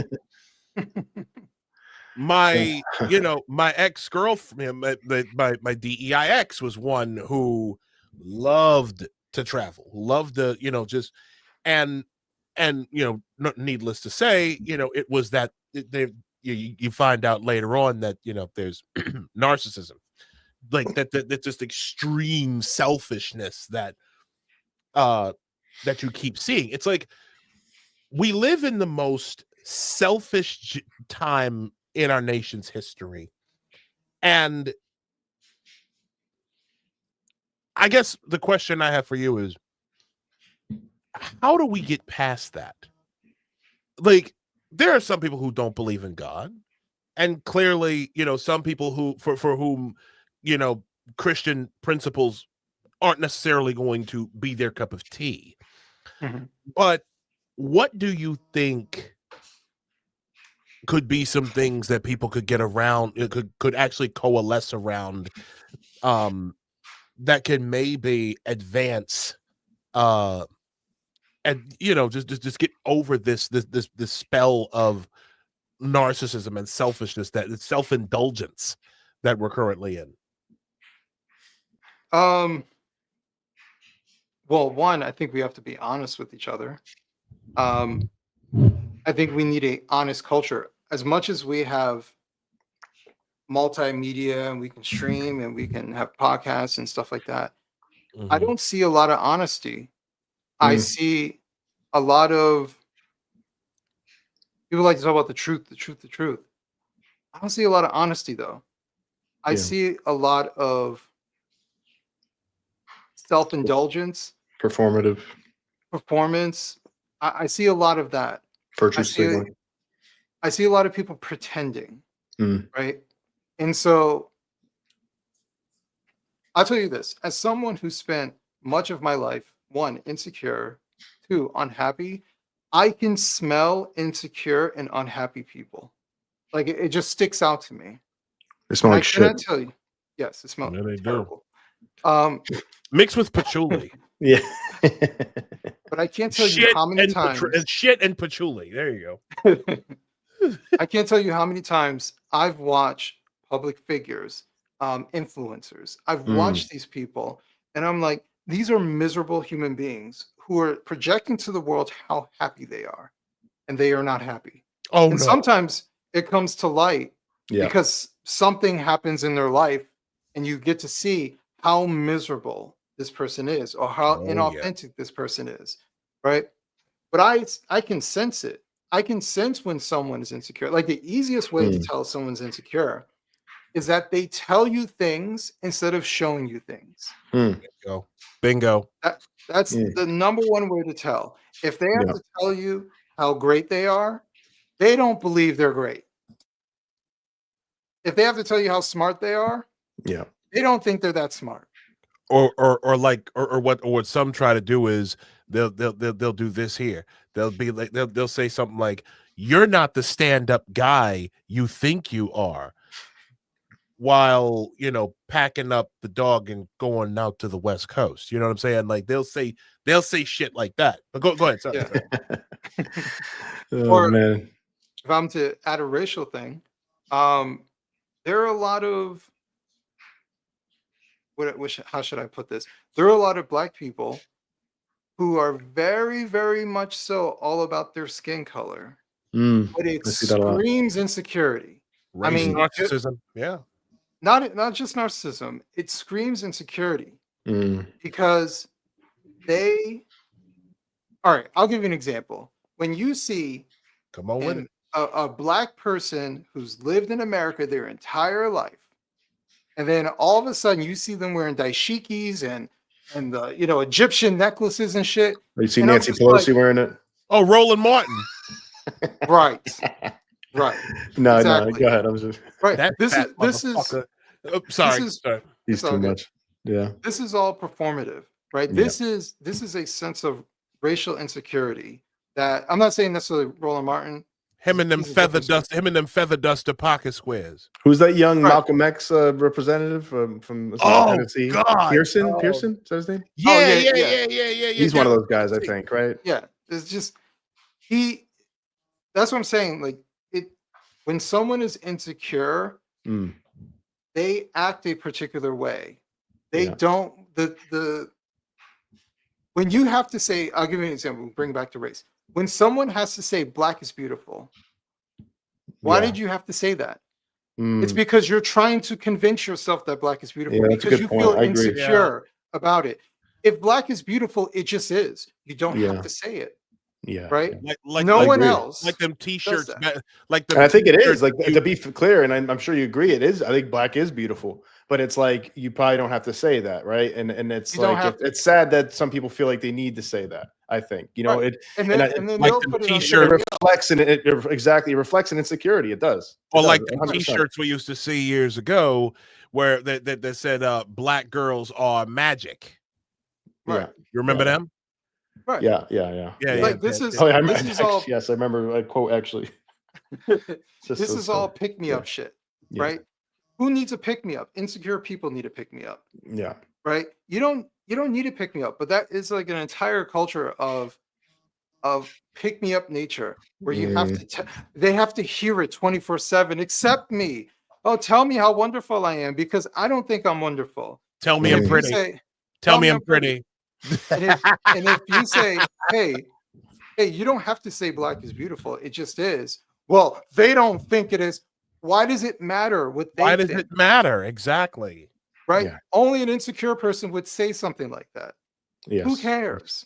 Right? Yeah. So Mhm. that's just like a side note, but I do see a lot of insecurity that really sticks out in my head. And so to bring it back to actually the example that Isaiah made about these women who want to travel or who are trying to shame you for not traveling. What they're doing is using travel as a status thing, right? Mhm. Because if you can travel internationally, you make enough money to do this. But two, why the very thing that you said, how many stamps are in your passport? Mhm. That's something very specific to me because that's not about you experiencing traveling. Yes. That's about showing other people Keeping score. how Yeah. valuable or how wealthy Yeah. you are, or whatever it might be. But that's Mhm. an insecurity. You have to It is. prove to other people how much money you have. You know, that's what I'm saying. There's a level of insecurity that is involved. It's not just narcissism. Yeah, no, you Right? see that a lot And with by the way- Instagram people, like where they show Yeah. everybody's got to do the same pose in front of the same monuments and the same tourist places, and they got to show, do like the thirst trap pictures. You see that a lot with the girls, and I'm sure guys have their own thing where they rent the freaking rent the Lambo Right. and they're sitting in the Lambo, and it's just like it's 100% an insecurity thing. Tonsils. They're trying to signal, hey guys, somebody pay attention to me, somebody think I'm important. Showing Somebody- their tonsils in front of Yeah. a Nissan Altima. You know what I'm saying? Yeah. And I've been, by the way- I'm sure we've all been insecure and we've all been a little bit miserable at times. We've all been stuck. We've all been, not at our best moments and thinking about, geez, man, I don't know, maybe I'm not really good for much, am I? And, so not to hate on people and act like we're the three fucking people on earth that never did this. We've all been there to one degree or another. But go ahead, Adam. No, I was going to say that insecurity, actually the narcissism that Isaiah was bringing up before, narcissism stems from Deep usually some insecurity. sort of insecurity as far as when they were children, Mm. right? So things were unpredictable for them. They weren't being advocated for it, and they take an extreme selfish position because they're not looking out for me, so I have to look out for Like myself. a defense mechanism. Right. An So adaptation. Yeah. Right. So someone who is actually I know we throw narcissism around, but someone who's an actual narcissist, that's the environment that they're coming from. They're coming from an environment where they have to take the extreme position that no one else will look out for them, and they have to look out for themselves, and so much so to the detriment of anyone else. So they always have to put themselves first, because when they didn't, when they were children, they were left behind. They were forgotten about. Yep. Yeah, it's crazy. I want to switch gears for a second because this has been a great conversation.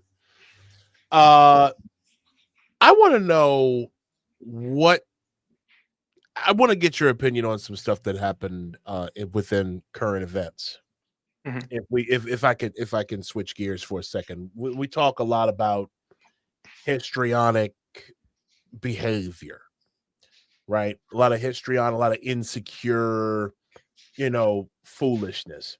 Like one of like my favorite before we one of my favorite things. If you mentioned the whole race narcissism thing, well, we talked about it in brief.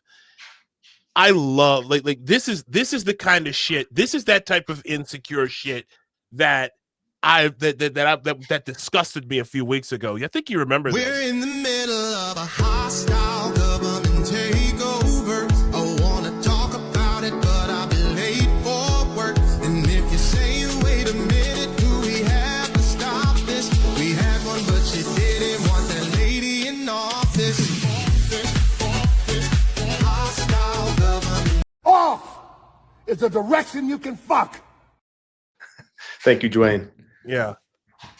That type of ridiculousness is that insecurity. And I joke around a bit, but when you listen to the words of that song, and it's like we're in the middle of a hostile government takeover. I want to talk about it, but I'd be late for work. And Doesn't even make sense. That middle part is like, this doesn't make sense and we have to stop this. And then this last part, well, you could have, but you didn't want that lady in office. Yeah. I mean, that's like true. Yeah, we didn't want her in office. Do you understand? The majority of people didn't want her in office. I mean, that is accurate. We didn't vote. It's a choice between two people, man. Right. It's partly the big part of that is the Democrats. So I'll put somebody else that's a little bit more, a little more trustworthy with that responsibility. But there's more. Somebody could talk on their feet. There's more of this ridiculousness. Yeah. That was on display over the weekend. Because when, as we talked about earlier, a lot of these people don't have God in their lives. A lot of people don't have God. A lot of people have become a God unto themselves, the Bible says. There was a lot of this.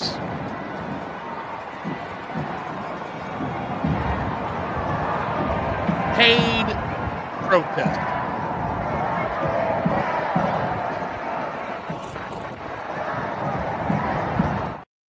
That was in Manhattan yesterday. There were these gigantic protests yesterday throughout pretty much all the major cities. DC had summoned like a lot of bad ones. But as you can see, there was a lot of stuff like people didn't even really understand why they were it's like they knew they were there to hate, but they couldn't really, I guess, articulate their hatred well.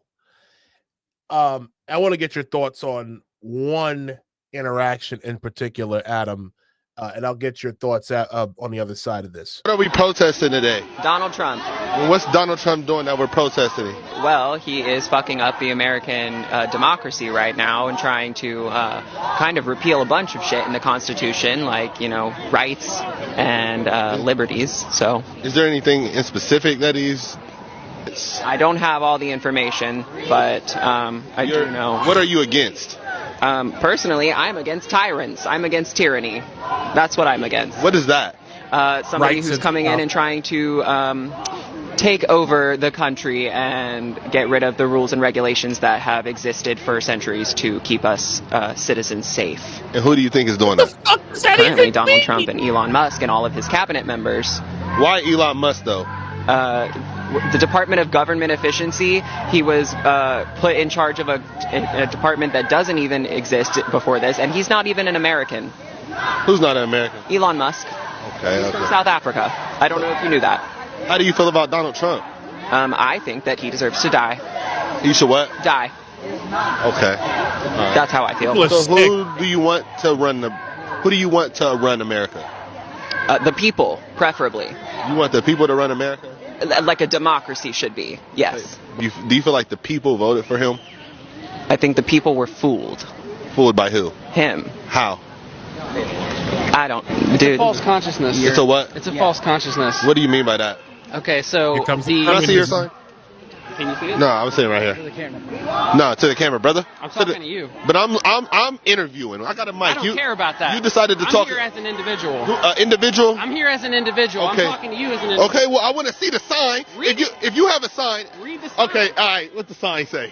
What does the sign say? Hold on, brother. What does the You go out of your way. all people are children How about that? of the earth. Yeah, all people are children of the earth. Can you disagree with that? Can you disagree with No, I that? can't disagree. What do you got to say about that? Can't disagree. Me neither. I love that, brother.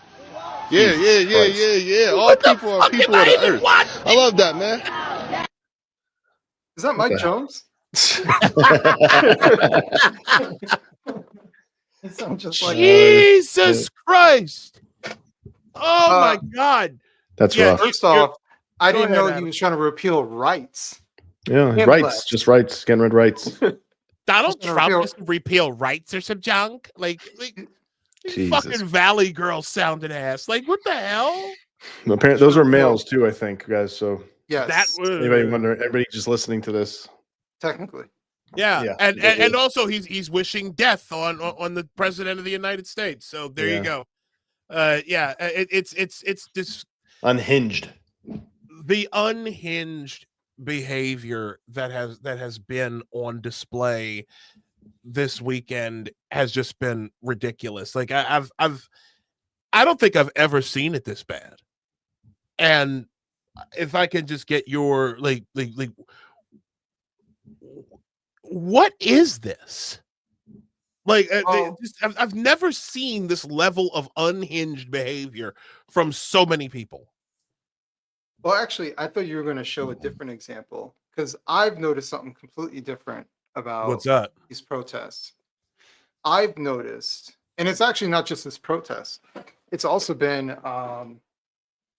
the king of Elon. I'm sorry, not you. The king of Tesla cars. Yeah. I don't know if you've noticed, but like half of those Tesla cam videos are boomers. Oh, I've noticed that. And when I've I look noticed at that. all the footage, whether it be New York, I've seen some footage from DC, Indiana, especially like middle America stuff. Even out here in New Jersey, they have these little mini protests. Ever since Elon got involved and started Doge, when I would see like these little mini protests, always the same, always boomers. It is always liberal boomers. And so I'm thinking to myself, what is causing for so many liberal boomers to come out and hold signs they barely understand and feel like so all right, to kind of answer my own question, what I believe is I believe that liberal boomers are being radicalized By CNN and MSNBC and newspapers. remember years ago, long time ago, They're the only ones that watch it. when Fox News was starting to come up and they would do all these think pieces about how Fox News is radicalizing your uncle to become this Fox News conservative viewer, right? The white supremacist or whatever. Yeah. Right. Fascist. Yeah. And now they're doing it. Yep. Yeah. now I have an example of this. A someone who was there at these protests caught exactly. You are not the only one who noticed this. Take a look at this shit. Have a load of this. Let me just hang on one second. Here we go. The shuffling down Fifth Avenue.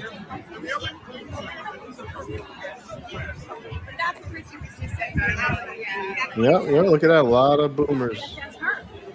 If not all boomers, Jesus. Boomers and like trans people. That's all I see. Like really. Like Trans it's boomers. unbelievable. Boomers and some trans people and some like unhinged cat ladies. It's And future cat unbelievable. ladies. The trans boomers. Yeah, the trooners. Yeah, it's crazy. Absolutely crazy. No, I think So- you're absolutely right, Adam. I think it's so easy to get radicalized on there to think we are really literally in the throes of a fascist takeover. We might be in a couple years looking at something that's resembling Mussolini or something, or Hitler. And they're the only people really watching CNN and MSNBC on a regular basis.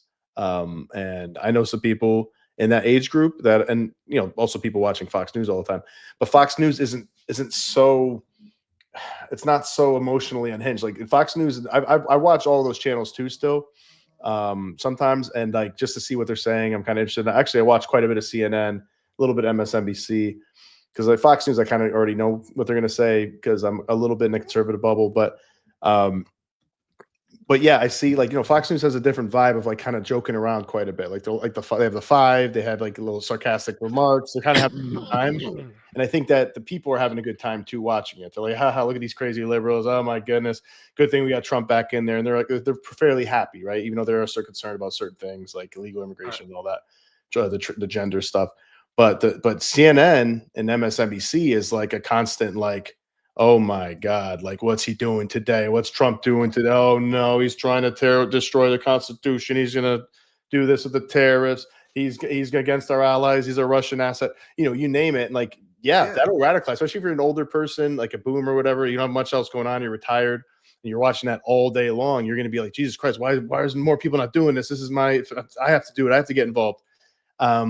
So that's 100% right. And I think, I don't know how long those channels are going to last. Maybe as long as the boomers last. But right now they are just 100% just radicalizing these people. And I don't know if you know this, but and I might be off a year or two, but I believe the average age of a CNN viewer is like 66. Yeah, something like that. Yeah. And so like some stupid shit. Yeah. Now I'm actually just like a little bit behind the scenes. I'm probably going to write something about this. Not Okay. probably. I am going to write something about this tomorrow. We'll see where it lands. But what I've surmised is that the boomers grew up in an era where the TV news was trustworthy, and that whatever came in the newspaper was trustworthy, right? And so, let's say that's true. Let's say it was mostly non-partial. Let's just say, right? Well, it is not today. Right. It is for sure not today. Yep. And they're running off of this, and that is their only source of information. So whatever comes up on CNN, the most trusted news source, whatever comes up on CNN, they believe. That's when you cue the laugh track. Go ahead. I'm sorry. Right. And so even if they turn to I'll just go to the New York Times. What do they say? New York Times readership is like 95% Democrat.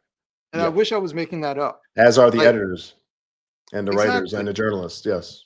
And just like NPR, was it 87 of what was it? 87 was higher than that. 87 editors in the DC area for NPR were are registered Democrats, and there's zero registered Republicans apparently in that, and at least in the DC area. It's probably like that for most of the country for NPR. Yeah. Completely biased. And what Radio Streamer is saying here, I do feel bad for them because they still think that the CNN of today is the CNN of 30, 40 years ago. 40 years ago. Yeah. And I'm just like, it is not.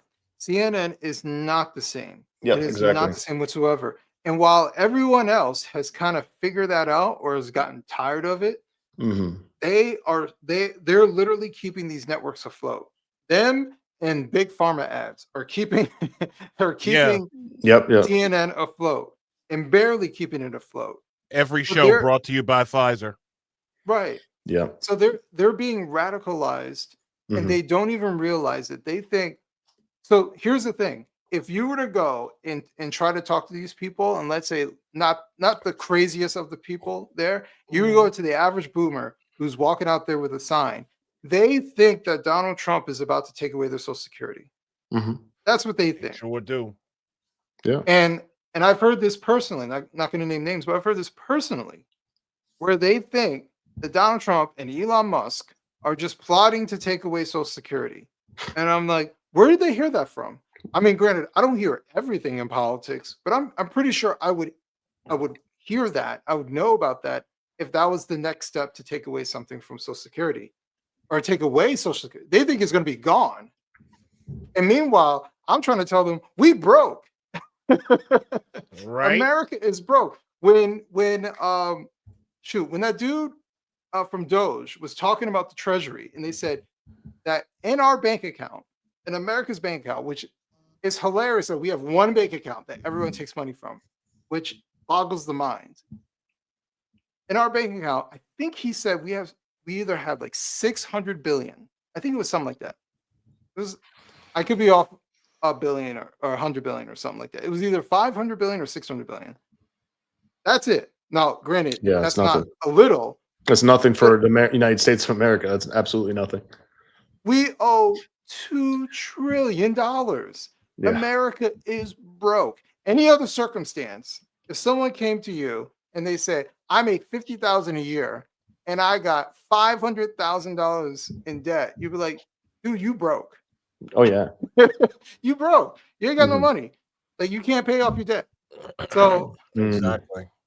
that this is the circumstance that we're in. So when someone comes to them and says someone is trying to, and here's the thing, everyone makes this about Elon.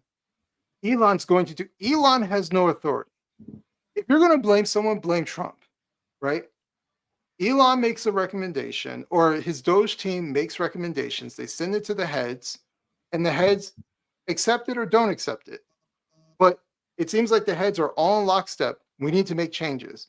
And Trump has the authority. So if anything, be mad at Trump. But Elon has no power. So when that person's like, Elon's not an American, which by the way, Mr. All immigrants are wonderful and everybody deserves to get here, except for that immigrant. Yeah. That immigrant who Exactly. created like several really, really, really important products like Starlink and Neuralink they're working on, and electric cars making them mass Insane available. to me. Yeah. Like we're But talking now, about a screw guy. him. Hopefully somebody kills him. You know, We're that's their talking attitude about now. a guy Yeah. who literally was their Tony Stark. Yeah. He was the left's Tony Stark not even 10 years ago. To see this turn to where now you have these people in a decade's time go from worshiping this dude to now openly wishing for his unaliving. Yeah. Deportation, killing, Deportation, put him in unaliving. prison. It's like Yeah. it's like we're watching. This is why I called this time period the Great American Maoist Crash Out. Because Maoists were the ones back in the 1950s and 60s when Mao Zedong was head of the communist cult, the Great Leap Forward, and all that. This is that same murderous energy. Mm-hmm. That's this genocidal energy. Actually, the stuff that I've seen out there. Like, because my thing is this. Let's say you do. Let's say you get your way. Let's say Trump is taken out. Okay. So then you got JD Vance to deal with. And last time I checked, JD Vance, from everything I've been hearing, from everything I've listened to, everything I've read from him, he is Trump times about 5. With the advantage of youth. Yeah, and he's he's a He's much better our age. He's a much better communicator than Trump is too at this point. Yeah, he is. Yeah, Trump could ramble a little bit. He kind of speaks horseshit sometimes. He exaggerates clearly a lot of times, and whatever, it's fine. But JD Vance is sharp. He's very sharp. He's very confident talking to people. From their point of view, he should be extremely dangerous, and he is, I think. And I think a lot of them hate him almost as much as Trump, if not more, some of them. So it's like, yeah, to your point, if they, a lot of them dream of Trump getting assassinated, then they're going to put JD Vance in because that's how it works with the Constitution. I'm not sure they fucking understand that. But once that happens, it's like, what do you do? I guess we got to kill him too, right? What's the next? That's going to be the attitude again. Right. So, well, we got to get rid of this guy. He's even more dangerous. That's going to be the headlines. He's even more dangerous than Trump. He's sharper and smarter and all this stuff. And then what happens if he gets the next guy? He's more dangerous. We got to get rid of him. It really is like that is what would happen, right? So it doesn't make any sense. It's very unhinged. Like you said, it's very murderous. It's a murderous, hysterical, scared, I guess. Like it's like a scared, fear-based like murderousness from some of the people on the left. It's very hysterical and unhinged. I've never seen anything like this. I'm utterly convinced that like the mass psychosis that was started by COVID. I mean, let's be honest. We are in the last throes, the last desperate throes of a mass psychosis. We were lied into this pandemic with, we'll just say 5 years ago, we were lied into the pandemic. We were lied into mass compliance, whether it was masks, whether it was social distancing, whether it was everything else. 5 years later, there are people to this day who ride the subway still wearing masks. Yeah. I'm talking KN95s. And the worst thing about it is nowadays with these masks, you can tell like who's who's doing it for, you could say, health reasons, who's doing it because they are like legit mentally ill, and who might be doing it who's a true blue, like a true believer, like a true fucking communist. If they're wearing KN95s or the ones that look like duck lips, where they face like this, you can. If they're wearing it in the car by themselves. Yeah. They might just be. Yeah, if they're wearing. Oh my God, that's the worst. Those people. That's the worst. Those people. Hopeless, man. I don't know, man. God, this has been a great show so far. I just want to. Might be a little bit late with the so first off, everyone, we've got like 2,700 people almost 2,800 people who are watching the show right now. Thank you so much again for coming by. Again, you can support the show at buymeacoffee.com/apostate radio. We need socks, we need underwear, we need all sorts of stuff, especially Nos over there.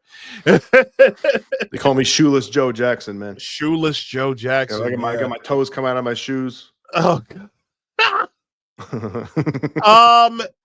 Let me see here. I'm just trying to see if there's anything else hold on. Let's just take a quick peek again, because we got a lot of stuff. Actually, there was one last thing I wanted to talk to you about, and that was this last piece in your book, Adam. Mm-hmm. Let's see here. Let me just make sure I find it here. Okay. You were talking just this last bit of this conversation where you said, it was shortly after my son's birth, and I wanted to see if there was even the slightest possibility that he, your father, could be a better grandfather than a father. However, as it was a short phone call, I never had the chance to tell him about my son as I would have liked. It was apparent that the son he hadn't talked to in years was bothering him. This conversation took place when I was 21 years old, As of the time of writing this book, I am 40 and still open to the possibility of an apology from a man who is no longer alive to speak. The older I get, the more I understand how complicated life is and how empathetic I am toward people who have made several mistakes, just like I have. It would be unreasonable for me to pretend that I haven't done things in the past that were harmful to others, or that I shouldn't have handled them differently. Throughout my life, I have hurt several people to varying degrees. Actually, no, I'm going to stop right there. It would be unreasonable for me to pretend that I haven't done things in the past that were harmful to others, or that I shouldn't have handled them differently. What was that moment like for you? When you had that, what were the thoughts going through your mind at that point? That you mean during that phone call? Yes.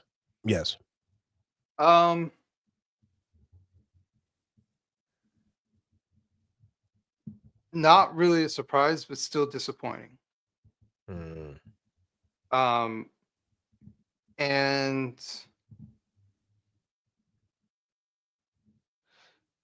I think that like I said, I was always open to having a relationship with them, but I wasn't going to do it. I made the phone call. He didn't seem like he was interested.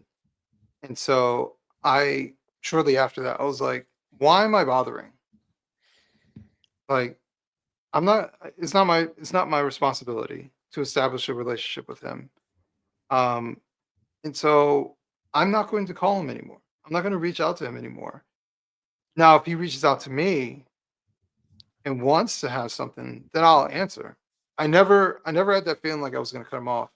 But I did have a conversation with an ex-coworker of mine. I think it was like 4 years later or something like that. A few years later. And I told him about this, and he said, if your father passes away, are you going to regret not doing something? And I told him no, because I tried. You did. And he wasn't interested, or at least audibly sounded like he wasn't excited to talk to me, wasn't interested, like I was interrupting him.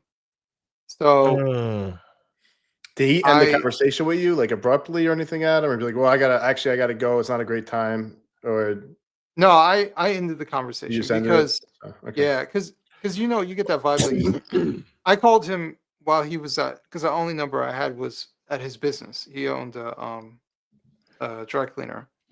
So I called, I guess, a guy that works with him, answered the phone, and then I told him who I was, and he put my father on the phone.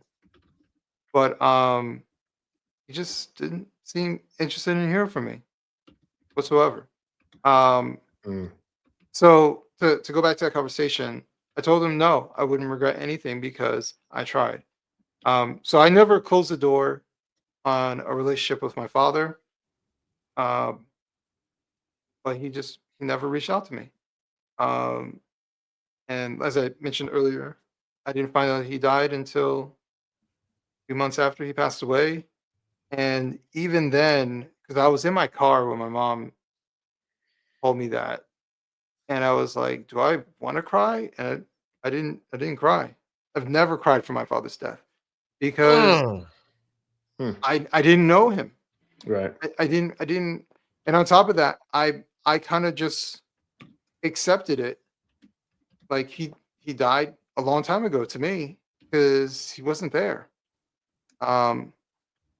So him being gone is not some sudden tragic thing because he was gone most of my life. Right. No, and I had no contact with him for, at that point, I think like a decade, at least a decade. Shit. That's insane.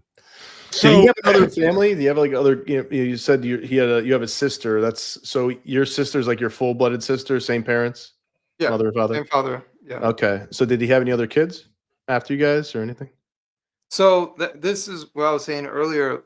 Writing this book allowed for me to have conversations with my mom, and so he was always married. I assumed that he had kids with his wife. Yeah. He did not. He had a child with somebody else somewhere that I have no idea about, and he had zero relationship with. So I have a half sister out there somewhere, no idea, and I will never find that out. Does he have? I wonder if he has like a personality disorder, man. Like, I mean, like, how do you not? Especially if you have no other kids, like, maybe I'd understand a little better if like he had a new family, new kids. This is like the woman he loves. This is what his official family or whatever. So he's just like, hey, man, I really don't. I mean, I really don't want to have a relationship with you. This is like, I got it. My wife's gonna get mad. Whatever. Maybe something like that. Even though I still think it's fucked up and stupid. Doesn't need to be that way.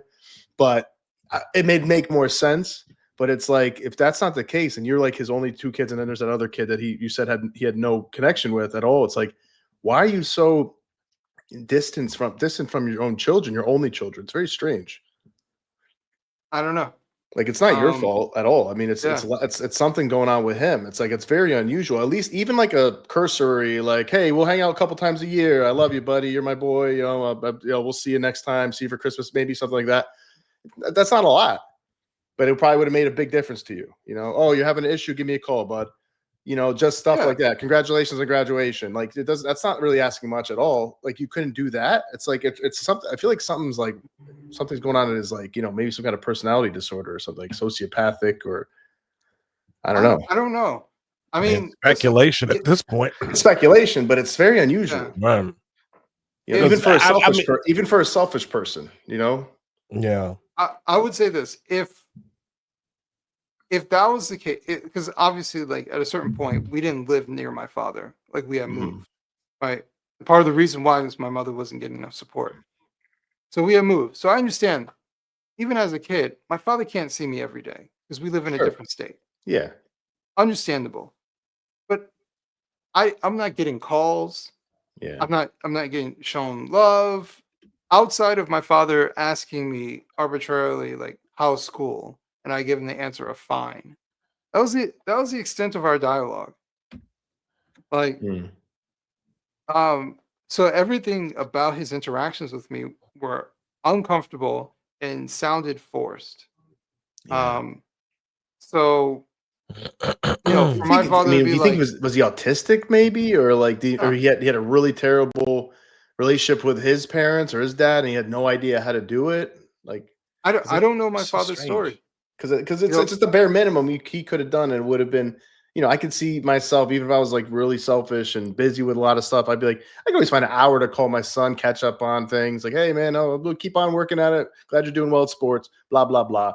And just show a little bit of love, a little bit of attention. Like, how hard is that? Even just a little bit would have been enough hope to be like, maybe he does care, but he's just struggling, or he's falling short, or something like that. It's very unusual. Yeah. But I didn't get any of that. And like you said, I don't know. My father's an immigrant to America. He was from Trinidad. I don't know my father's immigrant story. Yeah. Who knows? I don't know why he came. I don't know. I don't know anything. Yeah. So I wanna bring a special guest up, who actually, who is a former Democrat herself, a fellow apostate, if you will. She had several. She has a few questions for you as well, Adam. I had the pleasure of interviewing with this young lady about a month ago down in Washington, D.C. When I went down there for a weekend. She is an up and coming YouTuber that talks to a lot of people about their stories coming away from the Democrats. I want to introduce you all to a fine young lady, Miss Audrey McNeil. How are you, dear? Welcome in. Hi, everyone. How are you? Hi, Audrey. Good. Welcome to Apostate Radio. Glad to be here. You are official. Now, you are a friend of our regular of the Queen Apostate. We actually we were still waiting for. But Miss Evan Barker, but you have a special story. How did you become an apostate? What turned you? So just for the benefit of our audience, what made you an apostate from the Democrats? So for me, a wise man once told me that the only thing worse than being blind is having sight but no vision. And as a young person getting involved in politics, I got involved because I had a vision for what I wanted to see in my country. I also understood American history, so I wasn't afraid to get into politics as a young person. A lot of our founding fathers were young. They were under 40. A lot of them qualified to be founding teenagers, which is sort of crazy. But I love telling young people, we're not up next to run this country. We are up now to run this country. If you think about the older generations who are in Washington, who's been there for 30 and 50 years or 20 and 30 years, they have basically given us some of the largest debt that this country has ever seen. And basically what they've done is that they've taken us all out to dinner and ordered everything on the menu. And then they want to stick the youngest generation with the bill at the end of the night, which is crazy. And so I think that paradoxically, younger generations of people, as they get involved in politics, I think surprisingly, they would be actually very fiscally conservative. I think that the youngest generation has the most stake in the economic future of the country, which is why I'm really glad that JD Vance is involved. And I'm really glad to see younger people really get involved in politics. But back to the DNC, some people might ask, why were you a Democrat in the first place? And the answer to that is I came from a long line of Democrats. I was born into the party. Grandparents were Democrats. Parents were Democrats, and so I was a Democrat. And I had what I call a generational view of the party, this idea that we are married to the idea that the party is what it was under JFK, 60 years ago. And the party of JFK, they're very interesting. They wanted to go after the deep state. They wanted to go after permanent Washington. They embraced, innovation. They wanted to go to the moon. They embraced the space race. The idea that there's nothing to fear but fear itself. The idea that we do these things not because they're easy, but because they're hard. They were the party of free speech. They were the party of civil liberties, peace and prosperity all across the world. And I think that idea of the Democratic Party was really inspiring. And the reason why a lot of people are willing to stick to the label of the Democratic Party, even though its values are not the same as they were before. So I used to live in New York, one of the most liberal schools, or went to one of the most liberal schools in the state. And I think what I found is that the Democratic Party did not practice what they preached, essentially. They claim that they're the party of liberation, when really New York and California, they're the number one and number two state for the most restrictions on the books. So California has over 400,000 restrictions, laws that you didn't know that you needed. New York has over 300,000 restrictions, 300,000 laws and regulations that you didn't know that you needed. And so I kind of realized that the party of the Democrats of 2024 is more so married to red tape and regulation. They're anti-free enterprise. They are married to the war industrial complex. They have totally abandoned the working class. And so on those issues, I don't think my values have changed. And I think that the party has changed. And in 2024, I think it became obvious the values and the priorities of the Democratic Party and how it was vastly different than what it was, under JFK. And I think that I found that the Republican Party reflected more of my values: free enterprise, individualism, not removing even family values, not removing, I guess, like certain aspects of religion, the idea of, us saying one nation under God. I don't have a problem with that. I think that we should keep that. So just kind of recommitting to my values and realizing that the parties have changed, I think was really the thing that moved me towards the Democrats. The Republicans, and away from the Democrats. So that's really my story of how I got to where I am today. I don't regret my vote for Trump. I don't regret my endorsement of Trump. And I'm very happy with where I stand. Okay. Excellent. So, we're all in this, we actually were all in this particular position. Now, Adam has,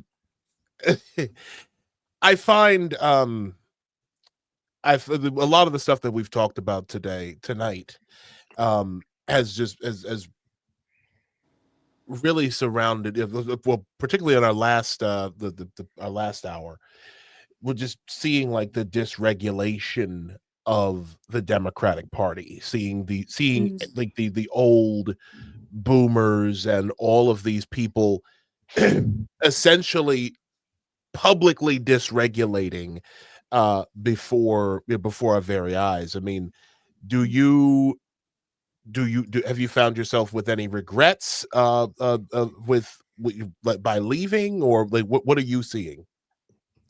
I'm seeing a party that has been having an identity crisis.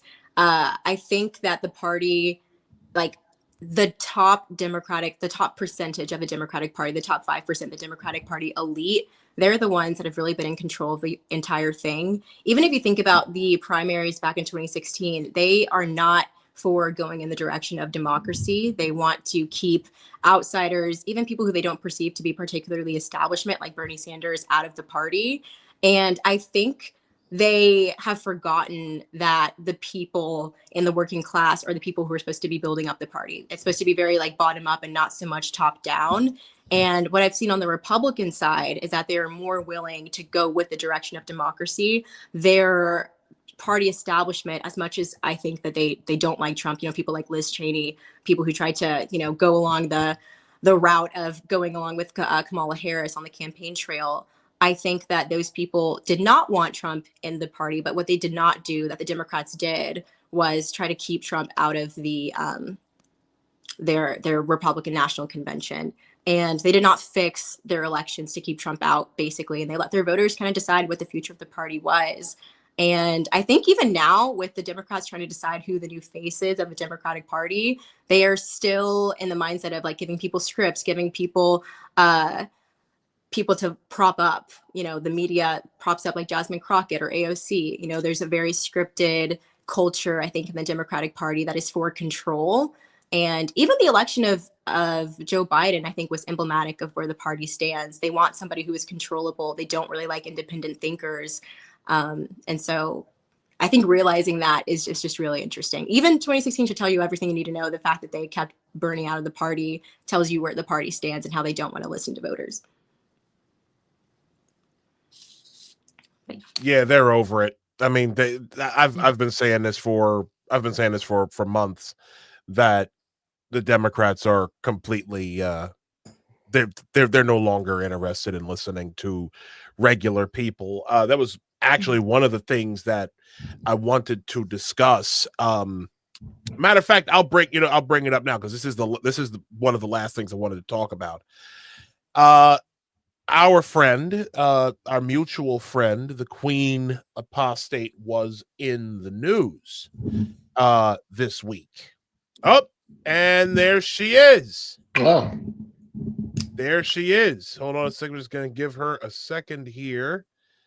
Coming to the stage is our mutual friend, an amazing lady, the Queen Apostate, our good friend, Miss Evan Barker.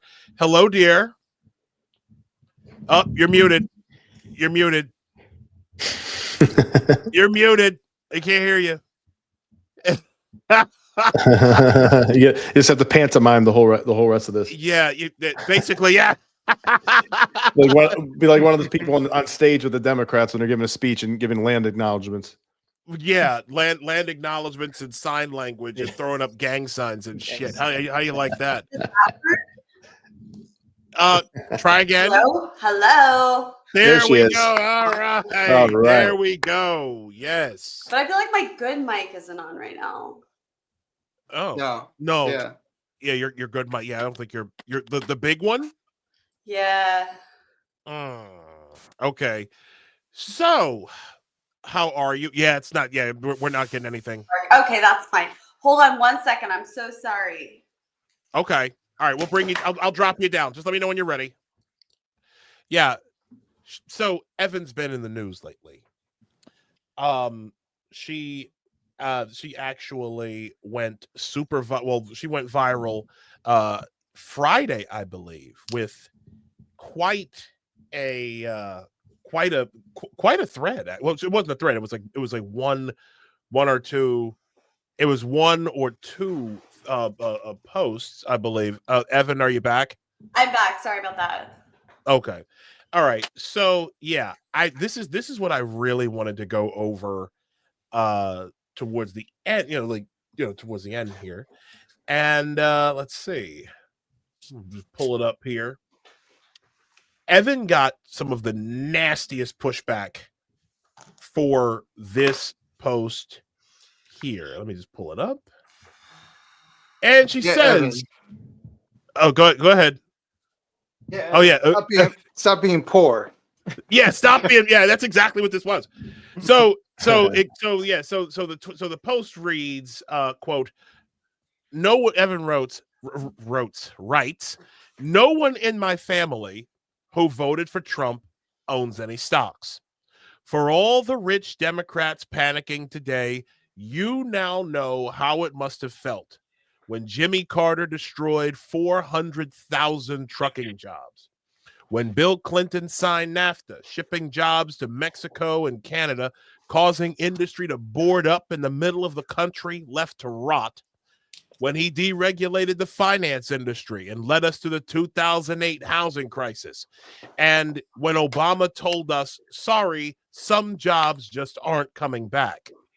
If you see this post, I hope you look in the mirror at some point today and recognize the destruction of your own party has played in the lives of working Americans. This is what Liberation Day is all about.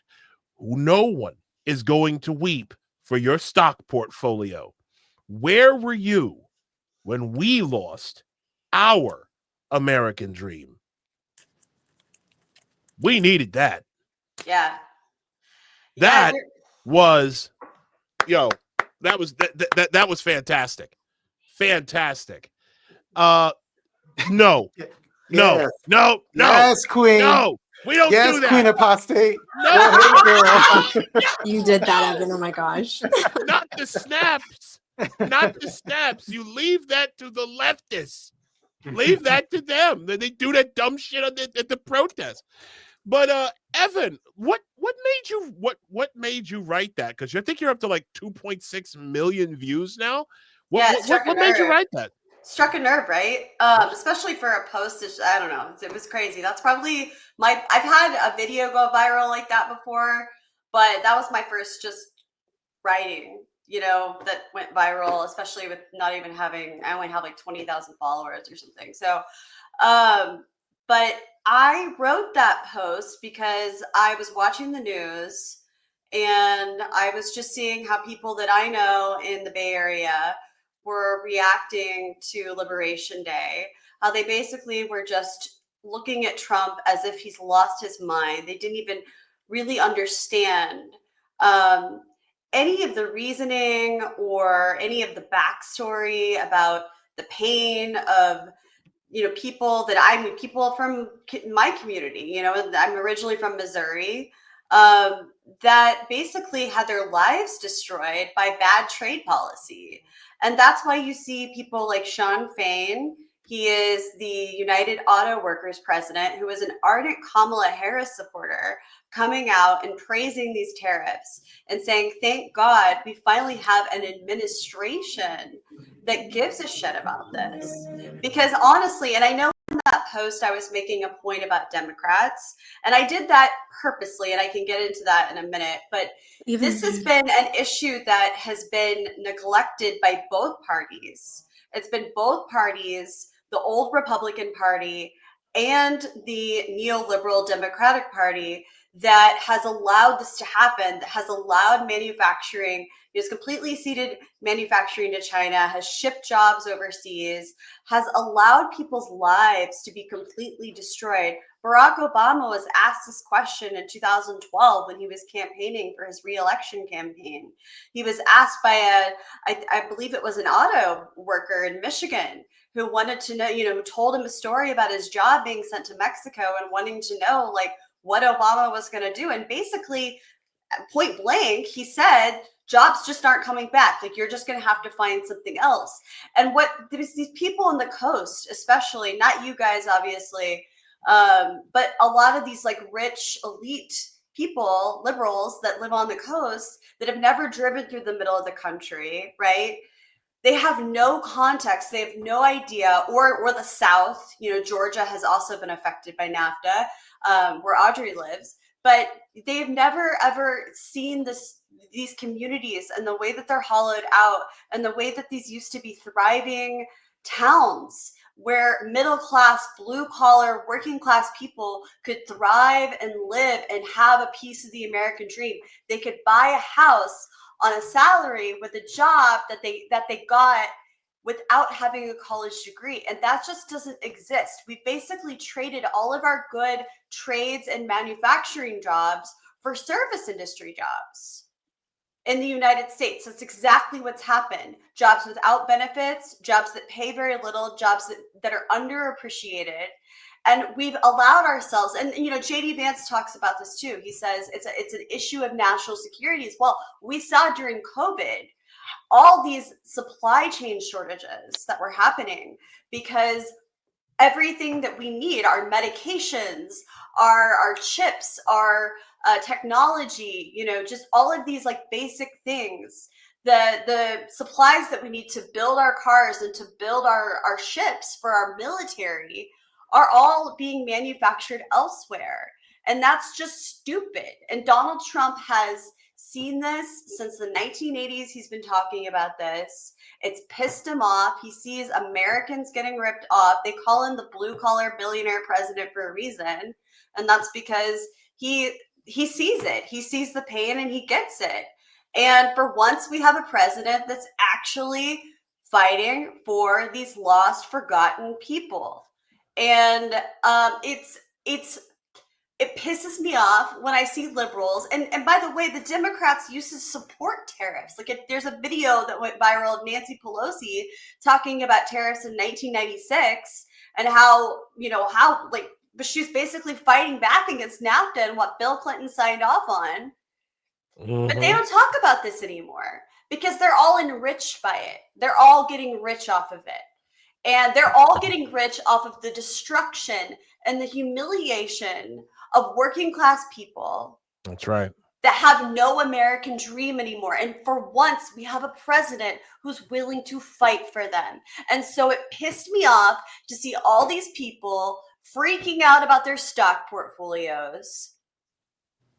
When it's like, damn, like, do you understand the reason or what he's fighting for? And if you don't, let me tell you. And before you try to blame it all on Ronald Reagan, and yes, Ronald Reagan did play a hand. I'm not denying that. Like, I'm not. But Democrats did too.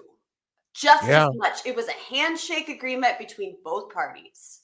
And they like to just blame Republicans, and they refuse to see their own part in it. And that's why I wrote it. And it must have struck a nerve. I got so many heinous responses. The thing that struck me the most, and I know I've been talking for a while now, but I'll just say this. The thing that struck me the most about the post is the number of people that just did not believe me when I said that people in my family did not have retirements. That they just they couldn't fathom it. And I'm like, that tells me that there's something. And I looked at the people, I went and clicked on their profiles. 90% of them were liberals. Okay. And that tells me that they just they can't fathom it because it's not their reality. Like they don't know people like that. And guess what? I actually looked this up over the weekend because I'm like, am I crazy? Like, am I the one in the bubble that I just think that everyone's like my family? Well, I looked it up over the weekend, and the bottom half of this country, 47% of people between the ages of 65 and 69 as of 2023 had $0 in retirement. The bottom 50% of this country has nothing.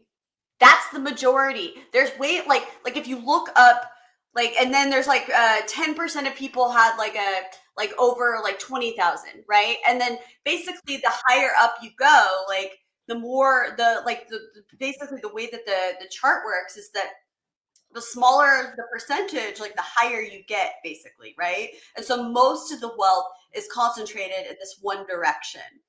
Whereas the bottom, the majority of the people have nothing in retirement. So that's who Trump's fighting for. And I was listening to Besant earlier speak to Tucker Carlson about tariffs, and he literally says that. He's like, it's time for the bottom 40 to 45% of this country to get some relief because they've been squeezed and punished the longest. Yeah.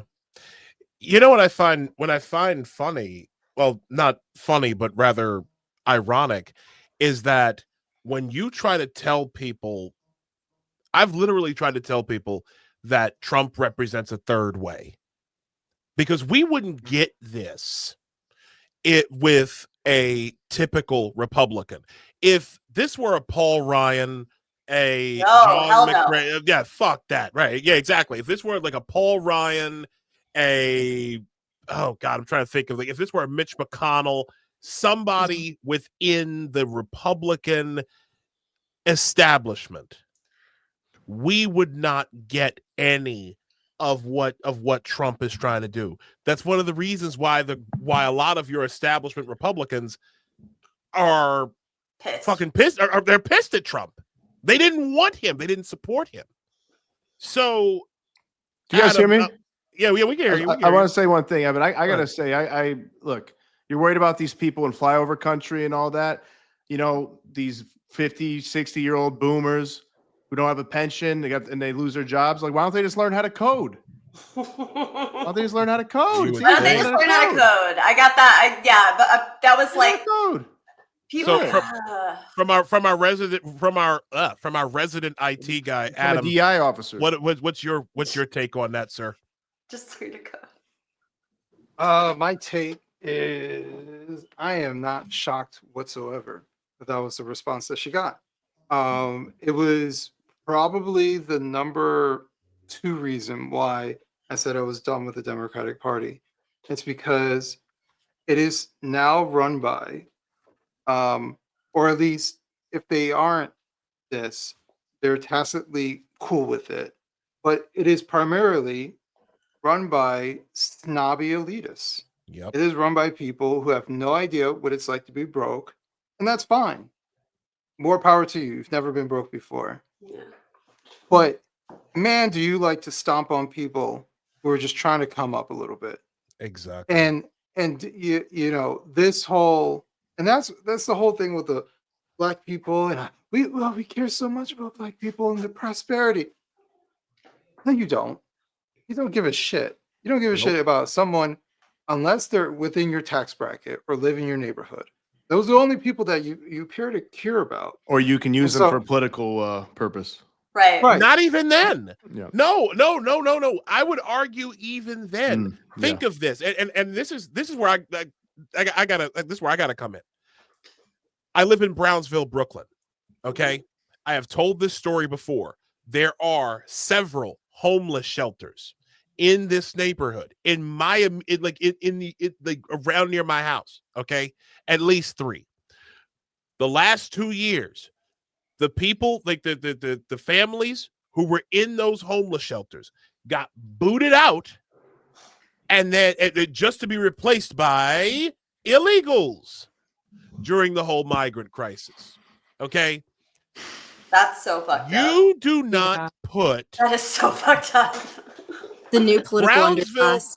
Brownsville is a majority like West Indian neighborhood. Okay, it's black.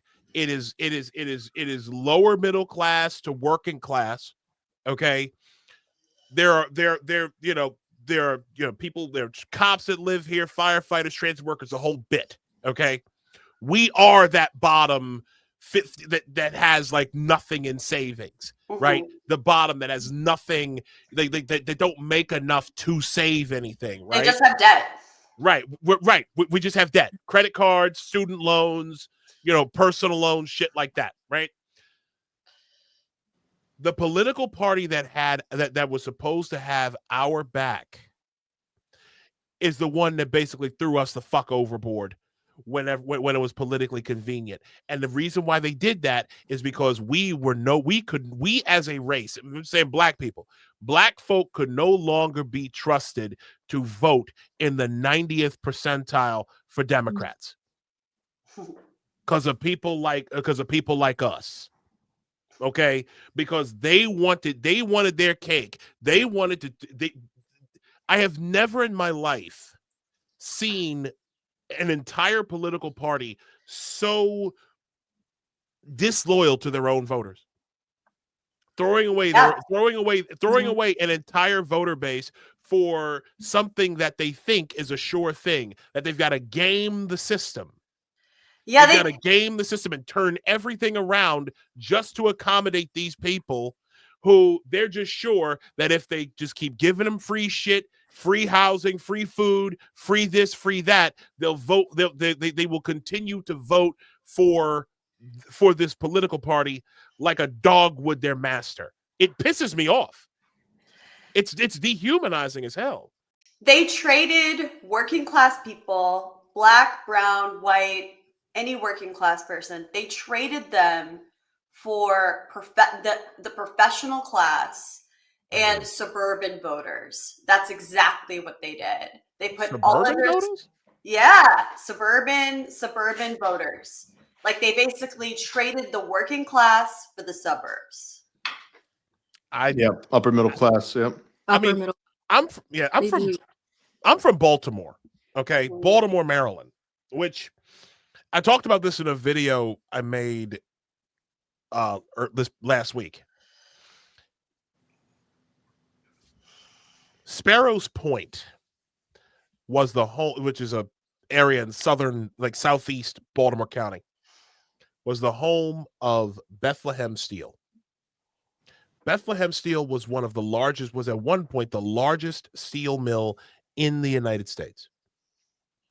Baltimore as a region had like 3 or 4 steel mills.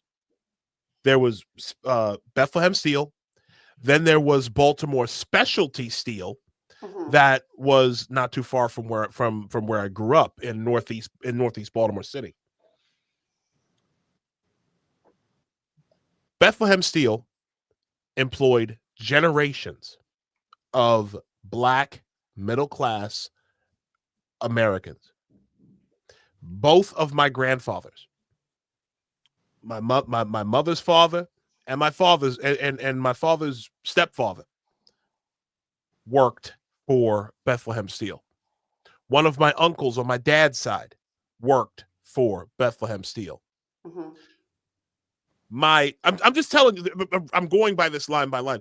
My first wife's father worked for Bethlehem Steel. That's how deep this goes. And they could have a middle class life working for a steel company. And that's exactly what happened. Yeah.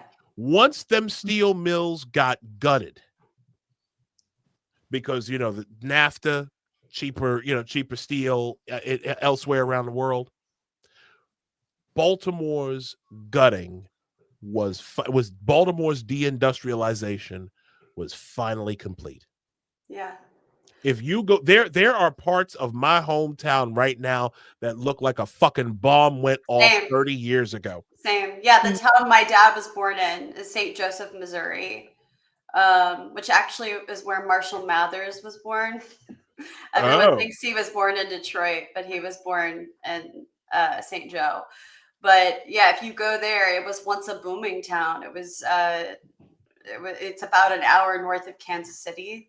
So it's kind of away from a big city. It's kind of like in the country, but there's about 100,000 people that live there. And it used to be this incredible place with like factories. And, my grandpa worked there for a candy company. And yeah, my dad sold candy too, but, and they, now if you go there, it literally looks like a bomb went off, like in parts of it, like a huge part of it, actually. Like there's like the buildings are just, they're boarded up.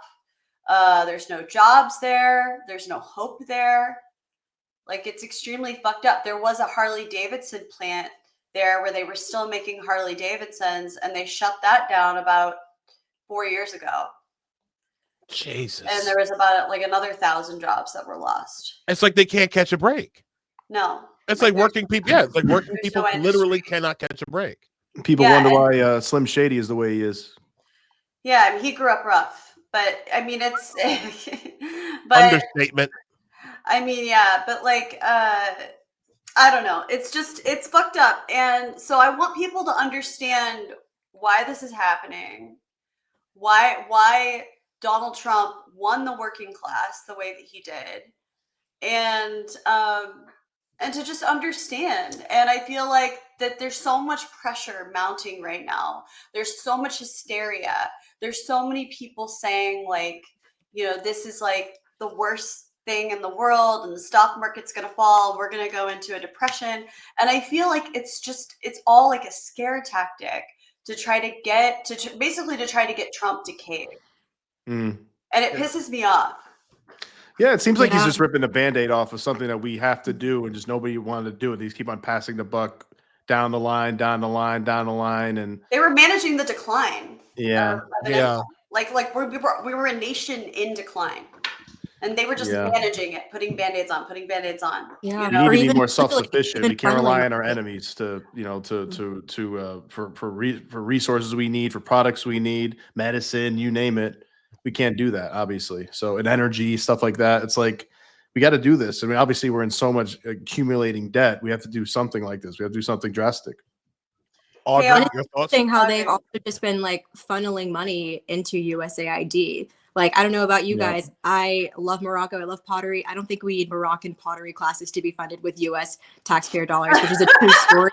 I don't think we need Sesame Street in Iraq. I mean, these things that quote unquote Don't think so. Further, United States interests are not actually in the interest of the American people. And I think sometimes we wonder, where do all these people go who go to these, great schools, who get some kind of degree in like colonial basket weaving, and they get jobs in places like USAID to create some of these projects, which are like the fantasy work of certain liberals that come from, New York, California, these crazy places, these elite schools, which by the way, don't pay federal income tax, yet will charge you like full tuition to go to these schools. And these are the people that are supposed to care about you, when really what they're doing is ripping you off, and also just using taxpayer funded dollars to fund all these projects that are overseas. And just really managing the decline, like you all were saying, which is absolutely ridiculous. It's to your point, Audrey, too. I think it's interesting that, like, the universities are really trying to push like Marxist stuff, neo-Marxist ideology. Basically, people like blaming the system, blaming rich people, or blaming white people now in Western culture, colonization, right? And it's like they have no problem at all offering you these absolutely useless PhDs or degrees on colonial stuff and CRT stuff and gender theory shit. And they have no issue at all putting you in a mortgage of debt. Young people, high school kids, and who are just graduating, in a mortgage of debt, teaching them things that are not going to help them whatsoever. Right. No and they blame the system on that. I mean, if there is a system to blame, and it's the university system and the people who are pushing that, the administrative bureaucracy of the universities, and how they're associated with high schools or whatever. But that is the system to look at. They need to look in the fucking mirror. That's why it pissed me so much. Pardon my French. That's why it pissed me off so much. I just want to say this real quick. When Democrats wanted to push debt-free college, because they wanted to do that. They wanted to wipe all this debt away. But they didn't actually want to tie it to any reform. They didn't want to tie it to like the schools not being able to charge as much. Like, they didn't actually want to address the root problem. They just wanted to do a giveaway to their base, which is the college educated. So anyway, that's bad. I wanted to share really quick before we go into the space, just a couple of the responses that I got from this post, because I screen capped some of the best ones. So my first one is, hey, Evan, you're a cunt. So nice. See you next Tuesday. So many, only like liberal What happened to men. empowering women and uplifting women's voices? No, it's never women, and it's never conservative people. It's always liberal men, you guys, that love to call me the C word. Like, love it. Yeah, it's really interesting. And then you go to their profile, and one of them was like, it said girl dad. And I was like, wow, okay. Nice this example. This guy says, Oh, so meaning your family contributed zero to the country, but feast off the contributions of others. To which I replied, it means no one went to college. I'm a first generation college student, you know? Like my grandparents, my mom, like my dad, nobody went to college. Aunts, uncles, no. And they worked jobs where they lived paycheck to paycheck and were never able to save enough to invest. My grandma worked at JCPenney's for $5 an hour. Like that was like her last job. You know, before she went on Social Security. They lived in mobile homes. They eventually had to sell. My grandma had to sell her mobile home in 2020-ish because her lot payment got too high. Like it got higher than rent. And so she had to sell it. When they sold the mobile homes, she took her money that she had racked up credit card debt because the cost of living was so high. And from prices going up and Social Security checks virtually staying the same. Remember, Obama froze the increase of Social Security checks for 3 fucking years. Seniors didn't see an increase at all. And I'm the first one to break the cycle. I went to college with Pell Grants and loans. And this person replies, sounds like it's a lot of trash. So that's a fucking excuse for laziness, generationally poor. So your family has been lazy and stupid for generations. How did one family get so fucking retarded? Anyway, I saw that one. That's ridiculous. Yeah. And you know what? I blame. My grandma works harder than any of them, I guarantee you. My grandma was a hard ass worker. Adam, were you going to say something, brother? No. Oh, okay. What angers me the most about this is that these people all have an idea of what white people are supposed to be. They all think white people are the ones who they're used to seeing all day long. Okay, that every white person's rich, every white person went to college, every white person's driving a Bentley or something like that, while the rest of them are driving fucking Hondas and Chevys. Okay. Yeah. I have been in places where the exact opposite is true. If you go, like, it's like the sight of a middle class, like a middle class white guy working, you know, at the firehouse in Baltimore County. That to some of these people online, and it's impossible for them to even fathom. It's like when I talk to these fucking idiots who are like these anti-car bike lane assholes. Okay. They cannot fathom the idea of a working class person having a car and driving to their job at McDonald's. Okay. No. They can't fathom it. They think that why would you work at McDonald's? Right, exactly. Why would you work at McDonald's? That's how they fucking operate. But the other part is they think that if you're poor, you're just supposed to have a car.